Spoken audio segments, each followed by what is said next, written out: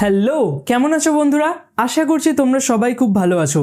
এর আগের ভিডিওতে আমরা আর্টিকেল এবং প্রিপোজিশন নিয়ে ডিটেলসে আলোচনা করেছিলাম। একটা ভিডিওর মধ্যেই আর্টিকেল প্রিপোজিশনের যে ভেরিয়েশনগুলো হয়ে থাকে প্রত্যেকটাকে ডিটেলসে আলোচনা করেছিলাম এবং তার সাথে তোমাদের যে মডেল কোশ্চেন পেপার বেরিয়েছিল সেই মডেল কোশ্চেন পেপারগুলোকেও সলভ করিয়েছিলাম। তো আশা করছি তোমরা সেই ভিডিওটা দেখেছো। না দেখে থাকলে এখানে আমি লিঙ্ক দিয়ে দিচ্ছি, এখান থেকে গিয়ে তোমরা আগে সেই ভিডিওটা দেখে নাও। আজকের থাম্বনেল দেখেই তোমরা বুঝে গেছো যে আজকে কি বিষয় নিয়ে আলোচনা হবে, সেটা হচ্ছে ন্যারেশন চেঞ্জ। ন্যারেশন চেঞ্জ তোমরা আজকের ভিডিওটা দেখার পর দেখবে কতটা ইজিলি করতে পারছো। এর আগে হয়তো এরকমভাবে তোমরা ভাবোইনি যে ন্যারেশন চেঞ্জও এত সহজ। তো চলো শুরু করা যাক বেশি দেরি না করে। সব থেকে প্রথমে আসি যে ন্যারেশন চেঞ্জ জিনিসটা কি, এটা কিভাবে করা হয়। ন্যারেশন চেঞ্জ যে শুধু ইংলিশে হয় এমনটা নয়, আমরা বাংলার মধ্যে ডেলি ব্যবহার করে থাকি ন্যারেশন চেঞ্জকে। ঠিক আছে, তো কিরকম ভাবে ন্যারেশন কথাটা শোনা শোনা লাগছে। ন্যারেটর এটা আমরা তো শুনেছি, ন্যারেটর মানে কি বর্ণনাকারী, আর ন্যারেশন মানে কি বর্ণনা। তো আমরা সাধারণত যে কথাবার্তাগুলো বলে থাকি সেগুলোই হচ্ছে কি এক একটা বর্ণনা বা বিবৃতি। তো সেটাকেই চেঞ্জ করা। এবার এই চেঞ্জ জিনিসটা কি, সোজা কথায় যদি আমি বলি ন্যারেশন চেঞ্জ কি, তো এর কথা ওকে বলা, এর কথাকে ওকে বলাটাকেই বলা হচ্ছে কি ন্যারেশন চেঞ্জ। তো আমরা প্রায়শই করে থাকি, বাংলাতেও যদি আমরা কারোর কথা অন্যজনকে বলে থাকি তো সেটাও তো একটা ন্যারেশন চেঞ্জ। এবার যখন কারোর কথা কাউকে বলা হয় তখন মিডিয়ামকে থাকি, আমরা ধরে নাও এর কথা একে বলছি, তো আমাদের টোটাল কজন লাগবে? তিনজনকে লাগবে। একজন যে কথাটা বলছে আমি তো তার কথা শুনছি এবং আমি আরেকজনকে কথাটা বলছি, তাহলে তিনজন পার্সন লাগে ন্যারেশন চেঞ্জ করার ক্ষেত্রে। যেমন দেখো এখানে আমি তিনজন পার্সনকে এঁকেছি, একটা হচ্ছে রাম, একটা হচ্ছে আমি, আরেকটা হচ্ছে শ্যাম। লক্ষ্য করো, রাম যখন আমাকে একটা কথা বলছে, রাম আমাকে কি বলছে যে আমি খুব অসুস্থ। ঠিক আছে, রাম আমাকে কি বলছে যে আমি খুব অসুস্থ। তো এটা কে বলছে? রাম বলছে। তাই যেহেতু এটা রাম বলছে তাই আমি এটাকে কোটেশনের মধ্যে রাখলাম, কারণ এই কথাটা রাম নিজে বলছে। তাই জন্য যেহেতু এটা রাম নিজে বলছে এটাকেই বলা হচ্ছে কি ডাইরেক্ট স্পিচ। এবার রামের এই কথাটা আমি শুনলাম, আমি শুনে কাকে বললাম? শ্যামকে বললাম। এবার আমি যখন রামের কথাটা শুনবো তো এইরকমভাবেই শুনবো, বাট আমি যখন শ্যামকে বলবো তখন আমি কিন্তু রামের এই কথাটাকে বলতে পারবো না। যদি আমি বলি শ্যামকে যে রাম সেজ আই অ্যাম ইল, তাহলে শ্যাম কি ভাববে? শ্যাম ভাববে যে এখানে আইটা কাকে বলছে? আমাকেই বলছে, মানে আমি হচ্ছে অসুস্থ। বাট অ্যাকচুয়ালি অসুস্থ তো আমি নয়, অসুস্থ কে? রাম। তো আমি শ্যামকে যখন কথাটা বলবো তখন এরকমভাবে বলবো না, একটুখানি ঘুরিয়ে বলবো। বাংলাতেও ঠিক এরকমভাবেই বলা হয়, এমন নয় যে আলাদা কিছু বলা হবে। তো যদি ধরে নাও আমি রামের এই কথাটা শ্যামকে বলি, কিভাবে বলবো? যে রাম বলছে যে সে অসুস্থ। এখানে আমি কি করলাম? তাকে চেঞ্জ করে দিলাম, পার্সনটাকে চেঞ্জ করে দিলাম। এখানে আই ছিল, এখানে আমি কি করে দিলাম? হি করে দিলাম। কারণ এখানে এই যে আইটা সেটা কি অ্যাকচুয়ালি রাম, তাই জন্য আমি এটাকে চেঞ্জ করে কি করে দিলাম? হি করে দিলাম। যে রাম বলছে সে অসুস্থ, এই জন্য যেহেতু রামের কথাটা আমি বলছি, যেহেতু রামের নিজের কথা নয় এটা, তাই জন্য আমরা এটাকে কি বলে থাকি? ইনডাইরেক্ট স্পিচ বলে থাকি। ডাইরেক্ট মানে বক্তার নিজের মুখ থেকে যে কথাটা বেরোয় সেটাকে বলা হয় ডাইরেক্ট, তাই জন্য সেটাকে কোটেশনে রাখা হয়। আর যেটা আমরা বলে থাকি অন্য কোনো ব্যক্তিকে বক্তার সম্বন্ধে, তখন সেইটাকে আমরা ডাইরেক্ট বলি না, ইনডাইরেক্ট বলি। ঠিক আছে, আরেকটা এক্সাম্পল দেখা যাক। লেখা আছে Ram said the sky is blue. লক্ষ্য করো এখানে রাম কি বলছে? এখানে সেড মানে কি? বলেছিল, মানে রাম আমাকে বলেছিল। কি বলেছিল? দ্য স্কাই ইজ ব্লু, মানে আকাশটা হচ্ছে নীল। রাম কার সম্বন্ধে বলেছে? নিজের। এখানে তো নিজের সম্বন্ধে বলছিল, বাট এখানে নিজের সম্বন্ধে বলছে না, আকাশের সম্বন্ধে বলছে। এই যে কোটেশনের মধ্যে কথাটা, এটা কার কথা? রামের নিজের মুখের কথা। তো যখন রাম আমাকে এটা বললো আমি এটা শুনলাম, এবং এই কথাটাই যখন আমি শ্যামকে বলবো তখন আমি কিন্তু এখানে কোনো পার্সন চেঞ্জ করব না। কেন? কারণ রাম যখন আমাকে বলছে যে আকাশটা হচ্ছে ব্লু, এবং আমি যখন শ্যামকে এই কথাটা বলবো তখন তো আর আকাশ লাল হয়ে যাবে না, তখনও আকাশ ব্লু থাকবে। তার মানে এটা কি একটা চিরন্তন সত্য, মানে যেটা রামের ক্ষেত্রেও একই, আমার ক্ষেত্রেও একই। রামও যে জিনিসটাকে দেখছে আমিও সেই জিনিসটাকে দেখছি। চিরন্তন সত্য হলে সাধারণত যে কথাটা থাকে সেই কথাটাই আমরা অন্যজনকে বলে থাকি। রাম কি বলছে? যে আকাশটা ব্লু, তাহলে আমিও শ্যামকে বলতে পারবো যে হ্যাঁ আকাশটা দেখো ব্লু। তো তাহলে এখানে কি চিরন্তন সত্য হলে দেখো চেঞ্জ হচ্ছে না। তাহলে আমরা এরকম বলতে পারি রাম সেড, রাম বলেছিল দ্যাট, যে কি বলেছিল, যে আকাশটা হচ্ছে blue, the sky is blue. তো আশা করছি তোমরা বুঝতে পারলে। ঠিক সেরকমই রাম যদি এই কথাটা বলে যে my brother speaks English well, Ram কি বলছে, যে আমার ভাই, কার ভাই এটা, রামের ভাই, রাম কথাটা বলছে, এটা কার মুখের কথা, রামের মুখের কথা। তার মানে এখানে কার ভাই বোঝাচ্ছে, রামের ভাই বোঝাচ্ছে। তাহলে my brother speaks English well, English খুব ভালো বলে। তাহলে আমি যখন এই কথাটা রামের কাছ থেকে শুনে শ্যামকে বলবো, তাহলে আমি কি বলবো, যে রাম বলেছিল যে তার ভাই খুব ভালো ইংলিশ বলে। ঠিক, তো তাহলে আমরা এটাকে ন্যারেশন চেঞ্জ যখন করবো কীরকমভাবে লিখবো, যে রাম সেড দ্যাট, রাম বলেছিল যে মাই ব্রাদার, এটা অ্যাকচুয়ালি কার ভাই, রামের ভাই। তো আমরা ওই জন্য এখানে কি করে দেবো, হিজ করে দেবো। তাহলে তার ভাই, হি ইজ ব্রাদার, দেখো পার্সনটা চেঞ্জ করে দিলাম, হি ইজ ব্রাদার, তার ভাই। কিন্তু অ্যাকচুয়ালি এই যে জিনিসটা আছে দেখো, স্পিক্স ইংলিশ ওয়েল, কথা বলছে, সেটা তো চিরন্তন সত্য। মানে রামের ভাই তখনও ইংলিশ ভালো বলবে, এখনও ইংলিশ ভালো বলবে, সবসময় ইংলিশ ভালো বলবে। তো এটা তো চেঞ্জ হবে না। তাই যেহেতু এটা চিরন্তন সত্য, তাহলে আমরা এই একই কথা শ্যামকে বলতে পারি। তো শ্যামকে কি বলবো, যে রাম বলেছিল যে রামের ভাই খুব ভালো ইংলিশ বলে। ঠিক, তো এখানেও কোনো কিছু চেঞ্জ হবে না, খালি চেঞ্জ হবে পার্সনে। কারণ এখানে মাই ব্রাদার মানে তো আমার ভাই নয়, রামের ভাই, তাই জন্য আমরা এখানে হিজ ব্রাদার করে দিলাম। মানে একদমই সোজাসুজি বলচালের যে ভাষা হয়, আমরা সাধারণত যে কথাবার্তা বলে থাকি ডেলি লাইফে, এ বলেছে, এর কথাটা আমি যদি অন্য কাউকে বলছি, তো যেরকম চেঞ্জ হয় ঠিক একইভাবে ইংলিশেও চেঞ্জ হয়, ইংলিশে আলাদাভাবে কিছু চেঞ্জ হয় না। এবারে লক্ষ্য করো যে একটা ন্যারেশন চেঞ্জে কি কি চেঞ্জ হয়, সেই চেঞ্জগুলোই হচ্ছে তোমাদের জন্য ইম্পর্টেন্ট। কারণ পরীক্ষায় সেই চেঞ্জগুলোতে ড্যাশ পূরণ দিয়ে দেবে, এখানে যেখানে যেখানে চেঞ্জ হচ্ছে সেগুলোতে ড্যাশ দিয়ে দেবে, তোমাদের সেই ড্যাশগুলোকেই ফিল আপ করতে হবে। প্রত্যেকটা আলাদা আলাদা টাইপের সেন্টেন্স হয়, সেখানে কী কী ভাবে তোমাদের এখানে চেঞ্জগুলো লক্ষ্য করবে সেগুলো আমি পরপর বলে দেবো। তো সেগুলো তোমরা জাস্ট খালি খেয়াল রাখবে, এগুলোই তোমাদের পরীক্ষার জন্য এবারে ইম্পর্টেন্ট। প্রথমে লক্ষ্য করো, আমি এখানে একটা এক্সাম্পল নিয়েছি। ধরে নাও আমার আরেকটা বন্ধু আছে অমল, সে আগের দিন আমাকে কোনো একটা কথা বলছে, কি বলছে, যে আই ওয়ান্ট দিস পেন নাও। অমল আমাকে আগের দিন কি বলছে, যে আমার এই পেনটা এখনই লাগবে। দেখো, আমার এখনই এই পেনটা লাগবে, এই কথাটা অমল আমাকে বলছে। তো প্রথমেই আমি লক্ষ্য করব যে এখানে কোটেশন আছে কিনা। যখনই দেখবো যে কোটেশন আছে, তার মানে এখানে যে পার্সনটা থাকবে সেটা কে, অ্যাকচুয়ালি অমল। ঠিক, এরপর আমি দেখব যে এখানে কি কি চেঞ্জ হচ্ছে। লক্ষ্য করো অমলের এই কথাটা, যে অমল বলেছিল আমার এখনই একটি পেন লাগবে, এই কথাটা যদি আমি শ্যামকে এখন বলি, তো কিভাবে এই কথাটিকে বলবো, আমি বলবো শ্যামকে যে অমল বলেছিল যে, কোটেশনের পরিবর্তে যে, দেখো আমার এখনই পেন লাগবে, তাহলে আমারটা কি হয়ে যাবে তার, এখনইটা কি হয়ে যাবে তখনই, এইটা হয়ে যাবে সেই, পেনটা থাকবে, আর লাগতো হয়ে যাবে। দেখো কি চেঞ্জ হলো। তাহলে অমল বলেছিল যে তার তখনই সেই পেনটা লাগতো। এটাকেই আমরা দেখবে বাংলায় কতটা সুন্দরভাবে বলে থাকি, কারোর কথাকে কত সুন্দরভাবে অন্যজনকে বলে থাকি। কারণ বাংলা হচ্ছে আমাদের মাতৃভাষা, আমরা খুব ইজিলি বাংলাতে করতে পারবো, কিন্তু ইংলিশে প্রবলেম হয়ে যায়, কারণ এখানে অনেক কিছু চেঞ্জ হয়ে যায়। ঠিক আছে, তো যেহেতু নেটিভ ল্যাঙ্গুয়েজ আমরা সাধারণত খেয়ালও করি না যে কত ইজিলি আমরা ন্যারেশন চেঞ্জ করে দিচ্ছি, অন্যজনের কথা আরেকজনকে বলে দিচ্ছি। তো এটাই হচ্ছে ন্যারেশন চেঞ্জ। তাহলে এখানে চেঞ্জ কি হচ্ছে লক্ষ্য করো, এখানে প্রথমত ভার্বটা চেঞ্জ হয়ে যাচ্ছে, ভার্বের টেন্সটা চেঞ্জ হয়ে যাচ্ছে, তাহলে টেন্সটা আমাদের জন্য ইম্পর্টেন্ট। দ্বিতীয় হচ্ছে এখানে প্রোনাউন চেঞ্জ হয়ে যায়, ঠিক, তারপরে অ্যাডজেক্টিভ চেঞ্জ হয়ে যায় এবং অ্যাডভার্ব চেঞ্জ হয়ে যায়। দেখো দেনটা এখানে নাও ছিল বাট দেন হয়ে গেল, এখানে দিস ছিল দ্যাট হয়ে গেল। তো এগুলো তোমাদের জন্য ইম্পর্টেন্ট। তাহলে আমাদের এই যে পার্টগুলো আছে এর ওপরে কিন্তু ফোকাস করতে হবে। সব থেকে প্রথমে আসা যাক যে ন্যারেশন চেঞ্জে যখন আমরা ডাইরেক্ট থেকে ইনডাইরেক্ট স্পিচে পরিবর্তন করি, তখন প্রোনাউনে কি কি চেঞ্জগুলো হয়ে থাকে। বেশিরভাগ ছাত্রছাত্রীরাই ভুল কি করে, তারা এইগুলোকে মুখস্থ করে যায়, কিন্তু পরীক্ষার খাতায় যখন তারা করে আসে তখন তাদের ভুল হয়ে যায়। কারণ এখানে প্রোনাউনকে আমরা মুখস্থ করতে পারবো না, কারণ এখানে যদি ভেতরে কোটেশনের মধ্যে প্রোনাউন একটা থাকে, সেটা তার ডিপেন্ড করে সবসময় রিপোর্টিং ভার্বের ওপর। রিপোর্টিং ভার্বে যে বক্তা থাকে সেই অনুযায়ী এখানে আমাদের প্রোনাউনটাকে কথাটাকে চেঞ্জ করতে হয়। ওই জন্যই বইয়েতে যেগুলো লেখা থাকে বা বইয়েতে যে কনভার্টগুলো করা থাকে প্রোনাউনের ডাইরেক্ট থেকে ইনডাইরেক্টে, সেগুলো সবসময় অ্যাকুরেট হয় না। তো এখানে আমরা তাহলে কিভাবে করব?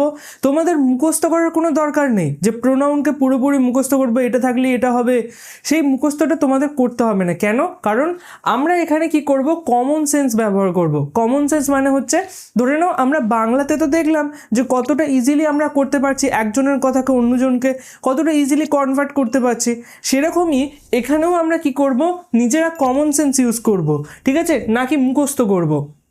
কমন সেন্স ব্যবহার করলে তোমরা অনায়াসে করতে পারবে।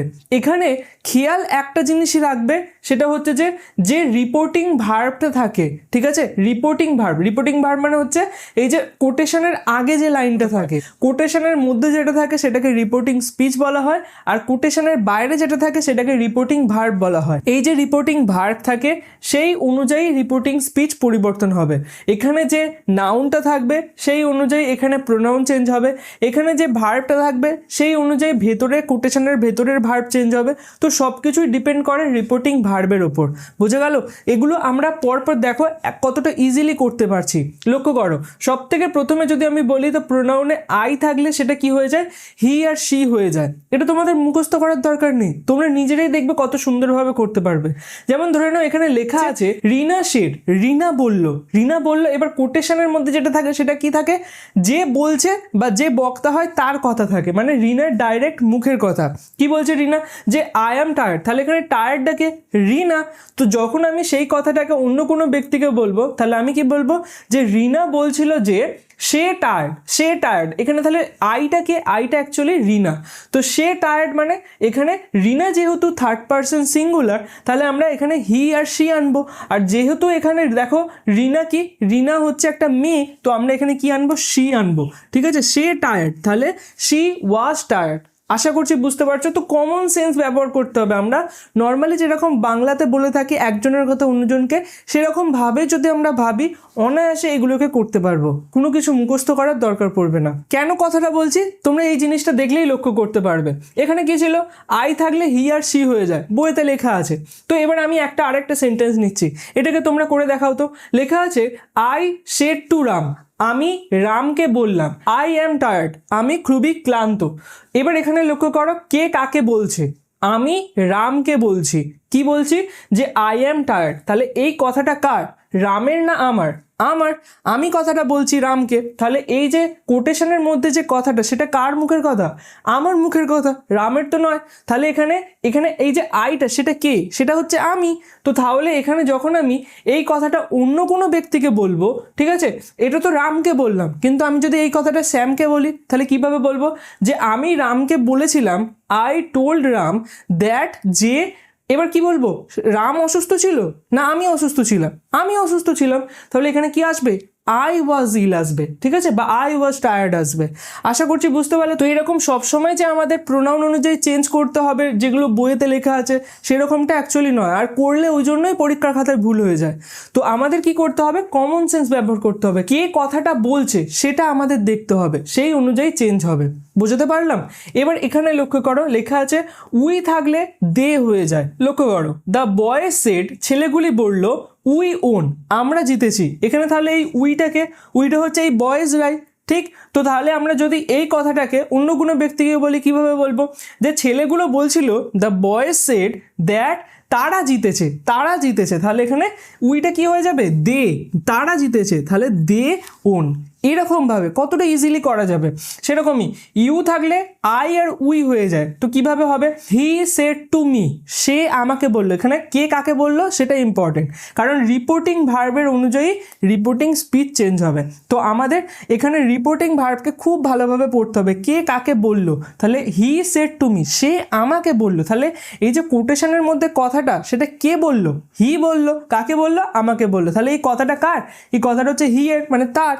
তো তাহলে আমরা কি বলছি, যে সে কি বলছে এখানে, যে ইউ আর লেট, তুমি লেট। তাহলে এখানে কে কাকে বললো, সে আমাকে বললো ইউ আর লেট। তাহলে এখানে ইউটা কে, ইউটা তো আমি, আমাকেই তো সে বলছে যে তুমি লেট, তাহলে ইউটা কে, আমি। তাহলে যখন আমি এটাকে চেঞ্জ করব বা আমি এই কথাটাকে অন্য কাউকে বলবো, কিভাবে বলবো, যে সে আমাকে বলেছিল, he told me that you are late, তুমি লেট, তাহলে কে ইউটা? কে ইউটা হচ্ছে তো আমি, তাহলে আমি বলবো যে আমি লেট ছিলাম, তাহলে আই ওয়াজ লেট। বুঝতে পারলে? তো এরকমভাবে পড়লেই বুঝতে পারবে তোমরা যে কে কাকে বলছে আর কথাটা মধ্যে কোন ব্যক্তিকে সম্বোধন করা হয়েছে, সেই জিনিসটা করলেই তোমরা বুঝতে পারবে। যেরকম এখানে আওয়ার থাকলে কি হয়ে যায়? দেয়ার হয়ে যায়। লক্ষ্য করো লেখা আছে the player said our team won. লক্ষ্য করো কে বলছে কথাটা? প্লেয়ার্স বলছে, প্লেয়ারগুলো বলছে। তাহলে এখানে আওয়ারটাকে, আওয়ারটা হচ্ছে এই প্লেয়াররা। তাহলে আমরা এরকম বলতে পারি যখন এই কথাটাকে অন্য কোনো ব্যক্তিকে আমি বলবো, কিভাবে বলবো?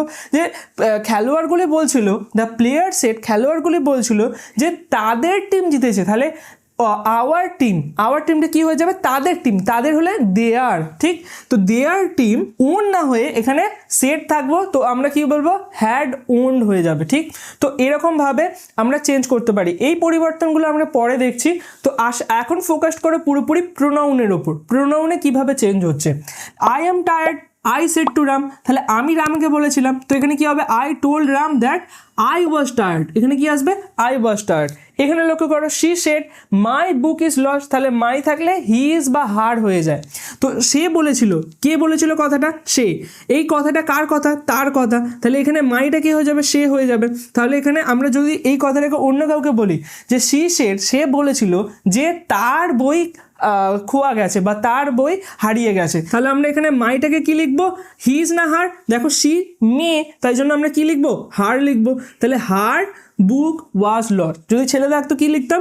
His book was lost. তো এরকমভাবে আমরা ডাইরেক্ট থেকে ইনডাইরেক্টে প্রোনাউনকে চেঞ্জ করে থাকি। মুখস্থ করার কোনো দরকার নেই, তোমরা জাস্ট কমন সেন্স লাগিয়ে করতে পারবে। কে কাকে বলছে সেটাকে দেখবে, এবং বক্তাকে এখানে যে কোটেশনের মধ্যে যে আছে সেটাকে কাকে সম্বন্ধ করে বলা হয়েছে সেই জিনিসটাকে লক্ষ্য করতে হবে, তবেই তোমরা চেঞ্জ করতে পারবে ইজিলি। এবারে দেখা যাক অ্যাডজেক্টিভ রিলেটেড কী কী চেঞ্জগুলো হয়ে থাকে ডাইরেক্ট থেকে ইনডাইরেক্ট করার ক্ষেত্রে। অ্যাডজেক্টিভের ক্ষেত্রে কেবলমাত্র দুটো জিনিসই চেঞ্জ হয়। প্রথম হচ্ছে দিস যদি থাকে সেটা দ্যাট হয়ে যায়, অর্থাৎ এইটা সেটা কি হয়ে যাবে? সেইটা। আমরা যদি এইটা বলি ডাইরেক্ট স্পিচে, আর ইনডাইরেক্ট স্পিচে কী বলবো? সেইটা। ঠিক একইভাবে যদি আমরা দিস বলি, THESE, দিস, এটা সিঙ্গুলারে, এটা প্লুরালে। তো যদি আমি দিস বলি মানে এগুলি, আর আমি যদি ইনডাইরেক্ট স্পিচ থাকে সেটাতে কি বলবো? দোজ, সেগুলি। ঠিক আছে? এগুলি, সেগুলি, এইটা, সেইটা। যেরকমভাবে আমরা বাংলাতে বলে থাকি একইভাবে ইংলিশেও। লক্ষ্য করো হি সেড কোটেশনের মধ্যে কি বলছে? This book is mine. তাহলে এই যে কথাটা সেটা কার? সেটা হচ্ছে তার। তো তাহলে এখানে সে কি বলছে? যে দিস বুক, এই বইটা, ইজ মাইন। তাহলে এখানে মাইনটাকে হি, মানে তার নিজের বই এটা। তো আমি যদি অন্য কোনো ব্যক্তিকে বলি কিভাবে বলবো? যে সে বলছিল, হি সেড দ্যাট, যে ওই বইটা তার, ওই বইটা তার। তাহলে দিস বুকটা কি হয়ে যাবে? ওই বইটা। তাহলে দ্যাট বুক হয়ে যাবে। দিস বুকটা কি হয়ে যাবে? দ্যাট বুক। ওয়াজ, মাইনটা কি হয়ে যাবে? যেহেতু তার, তাহলে আমি বলবো হিজ। ঠিক আছে? তাহলে সেন্টেন্সটা কি হবে? He said that that book was his, ওই বইটা হচ্ছে তার। সেরকমই দেখো শি সেড, সে বলল দিস ফ্লাওয়ার্স আর ফ্রেশ, সে কি বলল? যে এই ফুলগুলো হচ্ছে তাজা। তো আমরা তার কথাটাকে যখন অন্য কাউকে বলবো কিভাবে বলবো? সি সেড, সে বলল দ্যাট, যে ওই ফুলগুলো তাজা। ঠিক আছে? তাহলে ওই ফুলগুলোর ক্ষেত্রে আমরা কি ব্যবহার করব? যে দোজ ফ্লাওয়ার্স ওয়্যার ফ্রেশ। এরকমভাবে আমরা ইজিলি করতে পারবো অ্যাডজেক্টিভকে। এইটা থাকলে সেইটা হয়ে যাবে, এগুলি থাকলে সেগুলি হয়ে যাবে। এবারে দেখা যাক অ্যাডভার্ব অনুযায়ী কী কী চেঞ্জ হয়ে থাকে তোমাদের ডাইরেক্ট থেকে ইনডাইরেক্ট স্পিচে। দেখো অ্যাডভার্বে সাধারণত টাইম আসে, প্লেস আসে, এই দুটোই প্রধানত চেঞ্জ হয়ে থাকে যখন আমরা ডাইরেক্ট থেকে ইনডাইরেক্টে চেঞ্জ করি। যেমন অ্যাডভার্বে যদি টাইম রিলেটেড বলি, তো এখানে নাও যদি থাকে সেটা দেন হয়ে যায়। ঠিক আছে? ডাইরেক্ট স্পিচে নাও থাকলে ইনডাইরেক্ট স্পিচে দেন হয়ে যাবে। টুডে থাকলে দ্যাট ডে হয়ে যায়। এটাও যদি আমরা বাংলাতেও বলি যে নাও মানে কি এখন, আর আমরা সেটাকে যখন অন্য কাউকে বলবো কি বলবো? তখন। তো এরকমভাবে টুডে থাকলে দ্যাট ডে হয়ে যায়। ইয়েস্টারডে থাকলে দ্য প্রিভিয়াস ডে হয়ে যায়। এখানে দাটাকে লক্ষ্য রাখবে, দাটা কিন্তু তোমরা লিখবে, এখানে কিন্তু নেই দ্য ইয়েস্টারডে, বাট এখানে দাকে আমাদের লিখতে হবে।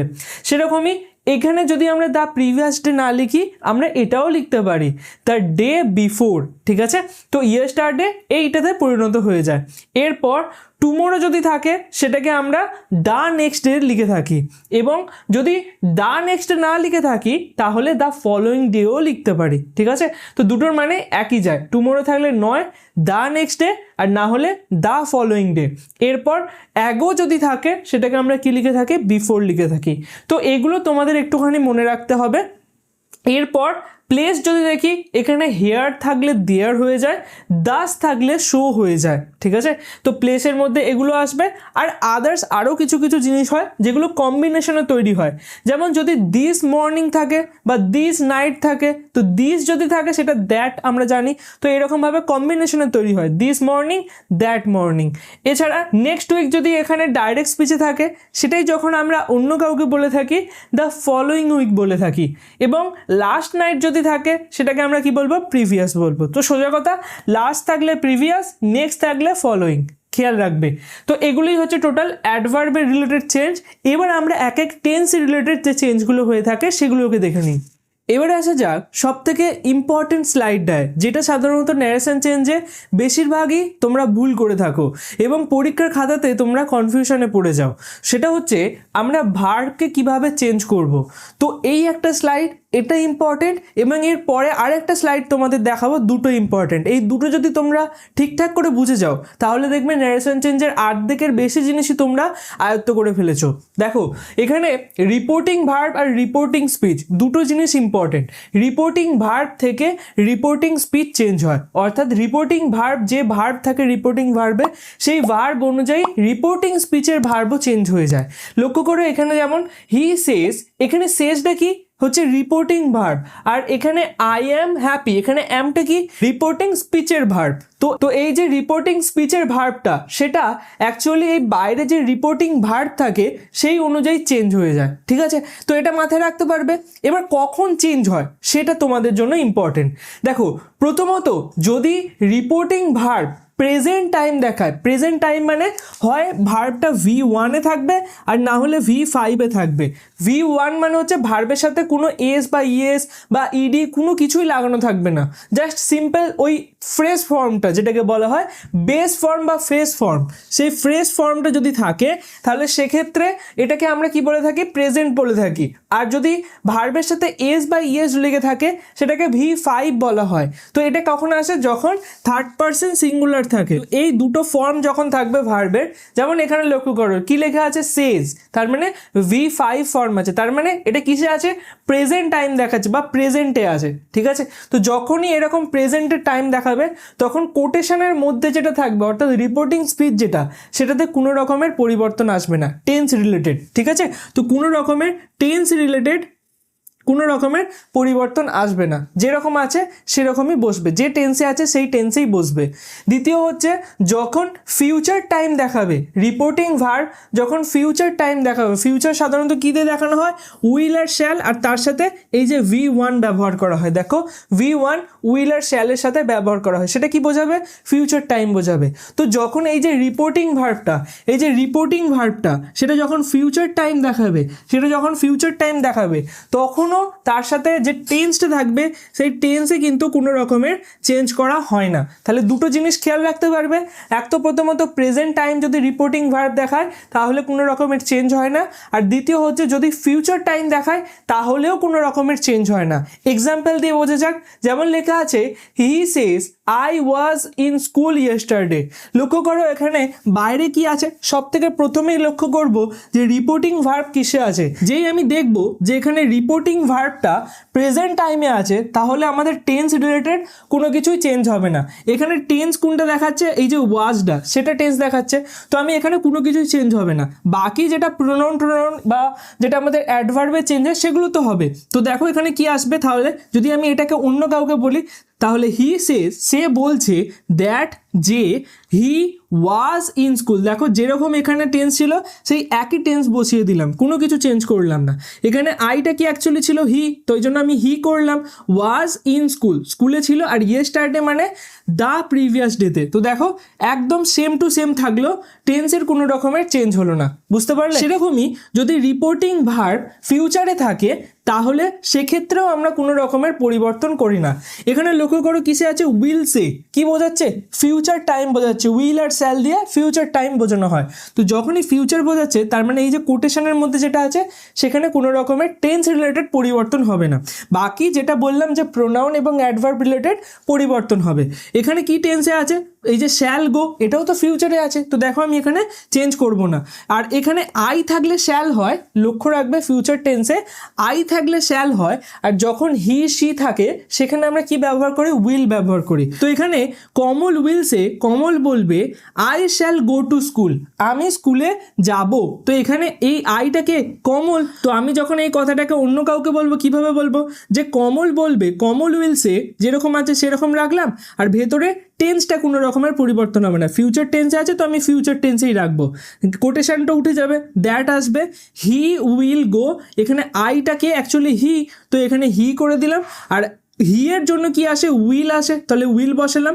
আর আই এর জন্য কি আসে, শ্যাল আসে, তো এখানে শ্যাল বসেছিল, আমি এখানে উইল বসালাম। আর গোটা থাকবে কি, ফার্স্ট ফর্ম, দেখো V1 ফর্মে থাকবে, মানে ভার্বের সাথে কোনো কিছুই লাগবে না, ঠিক আছে? তো ফার্স্ট ফর্মে এলো, তারপর টু স্কুল যেরকম আছে সেরকম। তো কোনো রকমের টেন্সের পরিবর্তন হলো কি, হলো না। তাহলে খেয়াল রাখবে যে এই দুটো কন্ডিশনে, অর্থাৎ প্রেজেন্টে এবং ফিউচারে, এই দুটো কন্ডিশন যদি রিপোর্টিং ভার্বে থাকে তাহলে রিপোর্টিং যে স্পিচ থাকে সেখানে কোনো রকমের পরিবর্তন হয় না। তাহলে পরিবর্তনটা হয় কোথায়, পরিবর্তন হয় হচ্ছে পাস্ট টাইমে। যদি আমাদের এরকম লেখা থাকে সেড বা এরকম লেখা থাকে টোল্ড, যদি রিপোর্টিং ভার্বে যদি সেড লেখা থাকে বা টোল্ড লেখা থাকে, তখনই একমাত্র এই রিপোর্টিং যে স্পিচ থাকে সেই কোটেশনের মধ্যে যেটা থাকে সেখানে টেন্স রিলেটেড পরিবর্তনগুলো হয়, ঠিক আছে? তো যদি এরকম লেখা থাকে, দেখো লেখা আছে ইউ সেড, এখানে সেড লেখা আছে মানে পাস্ট টাইম বোঝাচ্ছে রিপোর্টিং ভার্ব, তাহলে আমরা এখানে কোটেশনের মধ্যে যে টেন্সটা থাকবে সেটাকে চেঞ্জ করব। যেমন এটাকে যদি আমি চেঞ্জ করি বা আমরা এটাকে যদি অন্য কাউকে বলি, কিভাবে বলবো, যে তুমি বলেছিলে, ইউ সেড, তুমি বলেছিলে দ্যাট, কোটেশন উঠে গেল, দ্যাট এলো, এবং এখানে আইটা তো হচ্ছে ইউ, তাহলে আমরা এখানে ইউ বসিয়ে দেবো। আর অ্যামটা এখানে দেখো চেঞ্জ হয়ে গেল, অ্যামটা চেঞ্জ হয়ে কি হয়ে গেল, ওয়্যার হয়ে গেল, আর ইলটা তো ইলি থেকে গেল। তার মানে এখানে টেন্স রিলেটেড চেঞ্জ কখন হচ্ছে, যখন আমাদের পাস্ট টাইম থাকবে, ঠিক আছে? যখন সেড, টোল্ড এইরকম কথা থাকবে রিপোর্টিং ভার্বে তখনই হবে। তো ওই জন্য আমি এখানে লিখে দিয়েছি যে যখন রিপোর্টিং ভার্ব পাস্ট টাইমে থাকবে তখন আমাদের রিপোর্টিং স্পিচের টাইমটাকেও চেঞ্জ করতে হবে। এই যে রিপোর্টিং স্পিচে যে টাইমটা আছে সেটাকেও চেঞ্জ করতে হবে, বাংলাতেও আমরা এটাই করি। এবার আমি বারবার টাইম কেন বলছি এই জিনিসটাও আমি তোমাদের বলছি এর পরের স্লাইডে, তোমাদের দেখাবো, ডাইরেক্ট দেখাবো যে এতদিন তোমরা যেটা শিখেছিলে সেটাকে তোমাদের ডিটেলসে বলাই হয়নি, অ্যাকচুয়ালি যেটা চেঞ্জ হয় সেটা আমি পরের স্লাইডে তোমাদের দেখাচ্ছি। এবারে একটা ছোট্ট কনসেপ্ট তোমরা শেখো, তারপরে আমরা মূল টপিকে আসছি। সেই কনসেপ্টটা হচ্ছে ছোটোবেলা থেকেই তোমরা পড়ে আসছো বাট অবজার্ভ করোনি। লক্ষ্য করো এখানে আমি যদি তোমাদের বলি যে টাইম কয় প্রকার, তোমরা বলবে যে 3 প্রকার। কি কি? একটা হচ্ছে যে পাস্ট, একটা হচ্ছে প্রেজেন্ট, আর একটা হচ্ছে ফিউচার। আর যদি আমি বলি তোমাদের টেন্স কয় প্রকার, তোমরা বলবে টেন্স তো 12টা টেন্স হয়, বাট অ্যাকচুয়ালি টেন্স কয় প্রকার, 4 প্রকার। কি কি? একটা হচ্ছে সিম্পল, একটা হচ্ছে কন্টিনিউয়াস, একটা হচ্ছে পারফেক্ট, আর একটা হচ্ছে পারফেক্ট কন্টিনিউয়াস, ঠিক আছে? তো টোটাল 4 প্রকারের টেন্স হয়। এবার যেটা আমরা 12টা দেখি সেটা অ্যাকচুয়ালি টাইম আর টেন্সকে মিলিয়ে করা হয়। অর্থাৎ তোমরা চ্যাপ্টার যদি ওপরে হেডিং দেখো তোমাদের বইয়েতে, সেখানে দেখবে টাইম অ্যান্ড টেন্স একসঙ্গে থাকে, তার মানে টাইমের সাথে টেন্সকে যোগ করা হয়। তার মানে টাইমকে একটা আলাদা ভার্ব দেখিয়ে থাকে, টেন্সকে একটা আলাদা ভার্ব দেখিয়ে থাকে। সাধারণত টেন্সকে দেখিয়ে থাকে মেন ভার্ব যেটা হয় সেন্টেন্সের সেটা, আর টাইমকে দেখিয়ে থাকে যেগুলো হেল্পিং ভার্ব হিসেবে আসে সাহায্য করার জন্য, যেমন বি ভার্ব বা অক্সিলারি ভার্ব, ঠিক আছে? তাহলে কি বললাম যে টাইম দেখানোর জন্য কি এসে থাকে, বি ভার্ব বা অক্সিলারি ভার্ব। আমরা বি ভার্ব বা অক্সিলারি ভার্ব দিয়েই সেই সেন্টেন্সটার টাইমটাকে বুঝতে পারি। এবং টেন্স বুঝবো কি করে, টেন্স বুঝবো সেই সেন্টেন্সের মেন ভার্বটাকে দেখে। যেমন লক্ষ্য করো কয় প্রকারের আমাদের টেন্স হয়, 4 প্রকার। তো যেমন হচ্ছে প্রথমে সিম্পল যেটাকে বলা হয়, যেটাকে V1 বা বেস ফর্ম বলা হয়, এর সাথে কোনো কিছুই লেগে থাকে না, তাই জন্য এটাকে সিম্পল বলা হয়, সিম্পল টেন্স। এরপরে আইএনজি যেটার সাথে যোগ থাকে সেটাকে বলা হয় কন্টিনিউয়াস টেন্স। এরপরে যেটা V3 অর্থাৎ do, did, done, go, went, gone, একদম শেষে যেটা থাকে তো সেটাকেই বলা হচ্ছে কি V3, 3 নম্বর ফর্মে আসছে তো V3, সেটাকে পারফেক্ট বলা হয়। আর 4 নম্বরে হচ্ছে পারফেক্ট কন্টিনিউয়াস। এই দুটোকে যখনই আমি কম্বাইন করে দেবো পারফেক্ট কন্টিনিউয়াস তৈরি হয়ে যায়। দেখো পারফেক্ট তারপর কন্টিনিউয়াস, আগে কি আসবে পারফেক্ট, তো পারফেক্টের জন্য V3 এলো, বিন, আর তারপর কি আসবে কন্টিনিউয়াস, যেটা হচ্ছে যে ভার্বের সাথে আইএনজি, কন্টিনিউয়াস। তাহলে বিন, গোয়িং, টোটাল আমাদের কটা হয়ে গেল, 4টে টেন্স হয়ে গেল। এবার আমরা এখানে এক এক করে টাইম বসাবো। এবার এখানে লক্ষ্য করো টাইম বোঝানোর জন্য আমরা কি ব্যবহার করে থাকি, হেল্পিং ভার্ব অর্থাৎ বি ভার্ব এবং অক্সিলারি ভার্বকে ব্যবহার করে থাকি। তো টাইম এখানে দেখো যেমন অ্যাম, ইজ, আর, এটা কি টাইম দেখায়, প্রেজেন্ট টাইম দেখায়। কি টাইম দেখায়, present time. Am, is, are, was are were, এটা কি টাইম দেখায়, পাস্ট টাইম দেখায়। তো বি ভার্বের এই যে 5টা ফর্ম, এটার 3টে ফর্ম দেখায় প্রেজেন্ট টাইম আর 2টো ফর্ম দেখায় হচ্ছে পাস্ট টাইম। এছাড়া অক্সিলারি ভার্ব থাকে যেমন হ্যাভ আর হ্যাজ অথবা হ্যাড।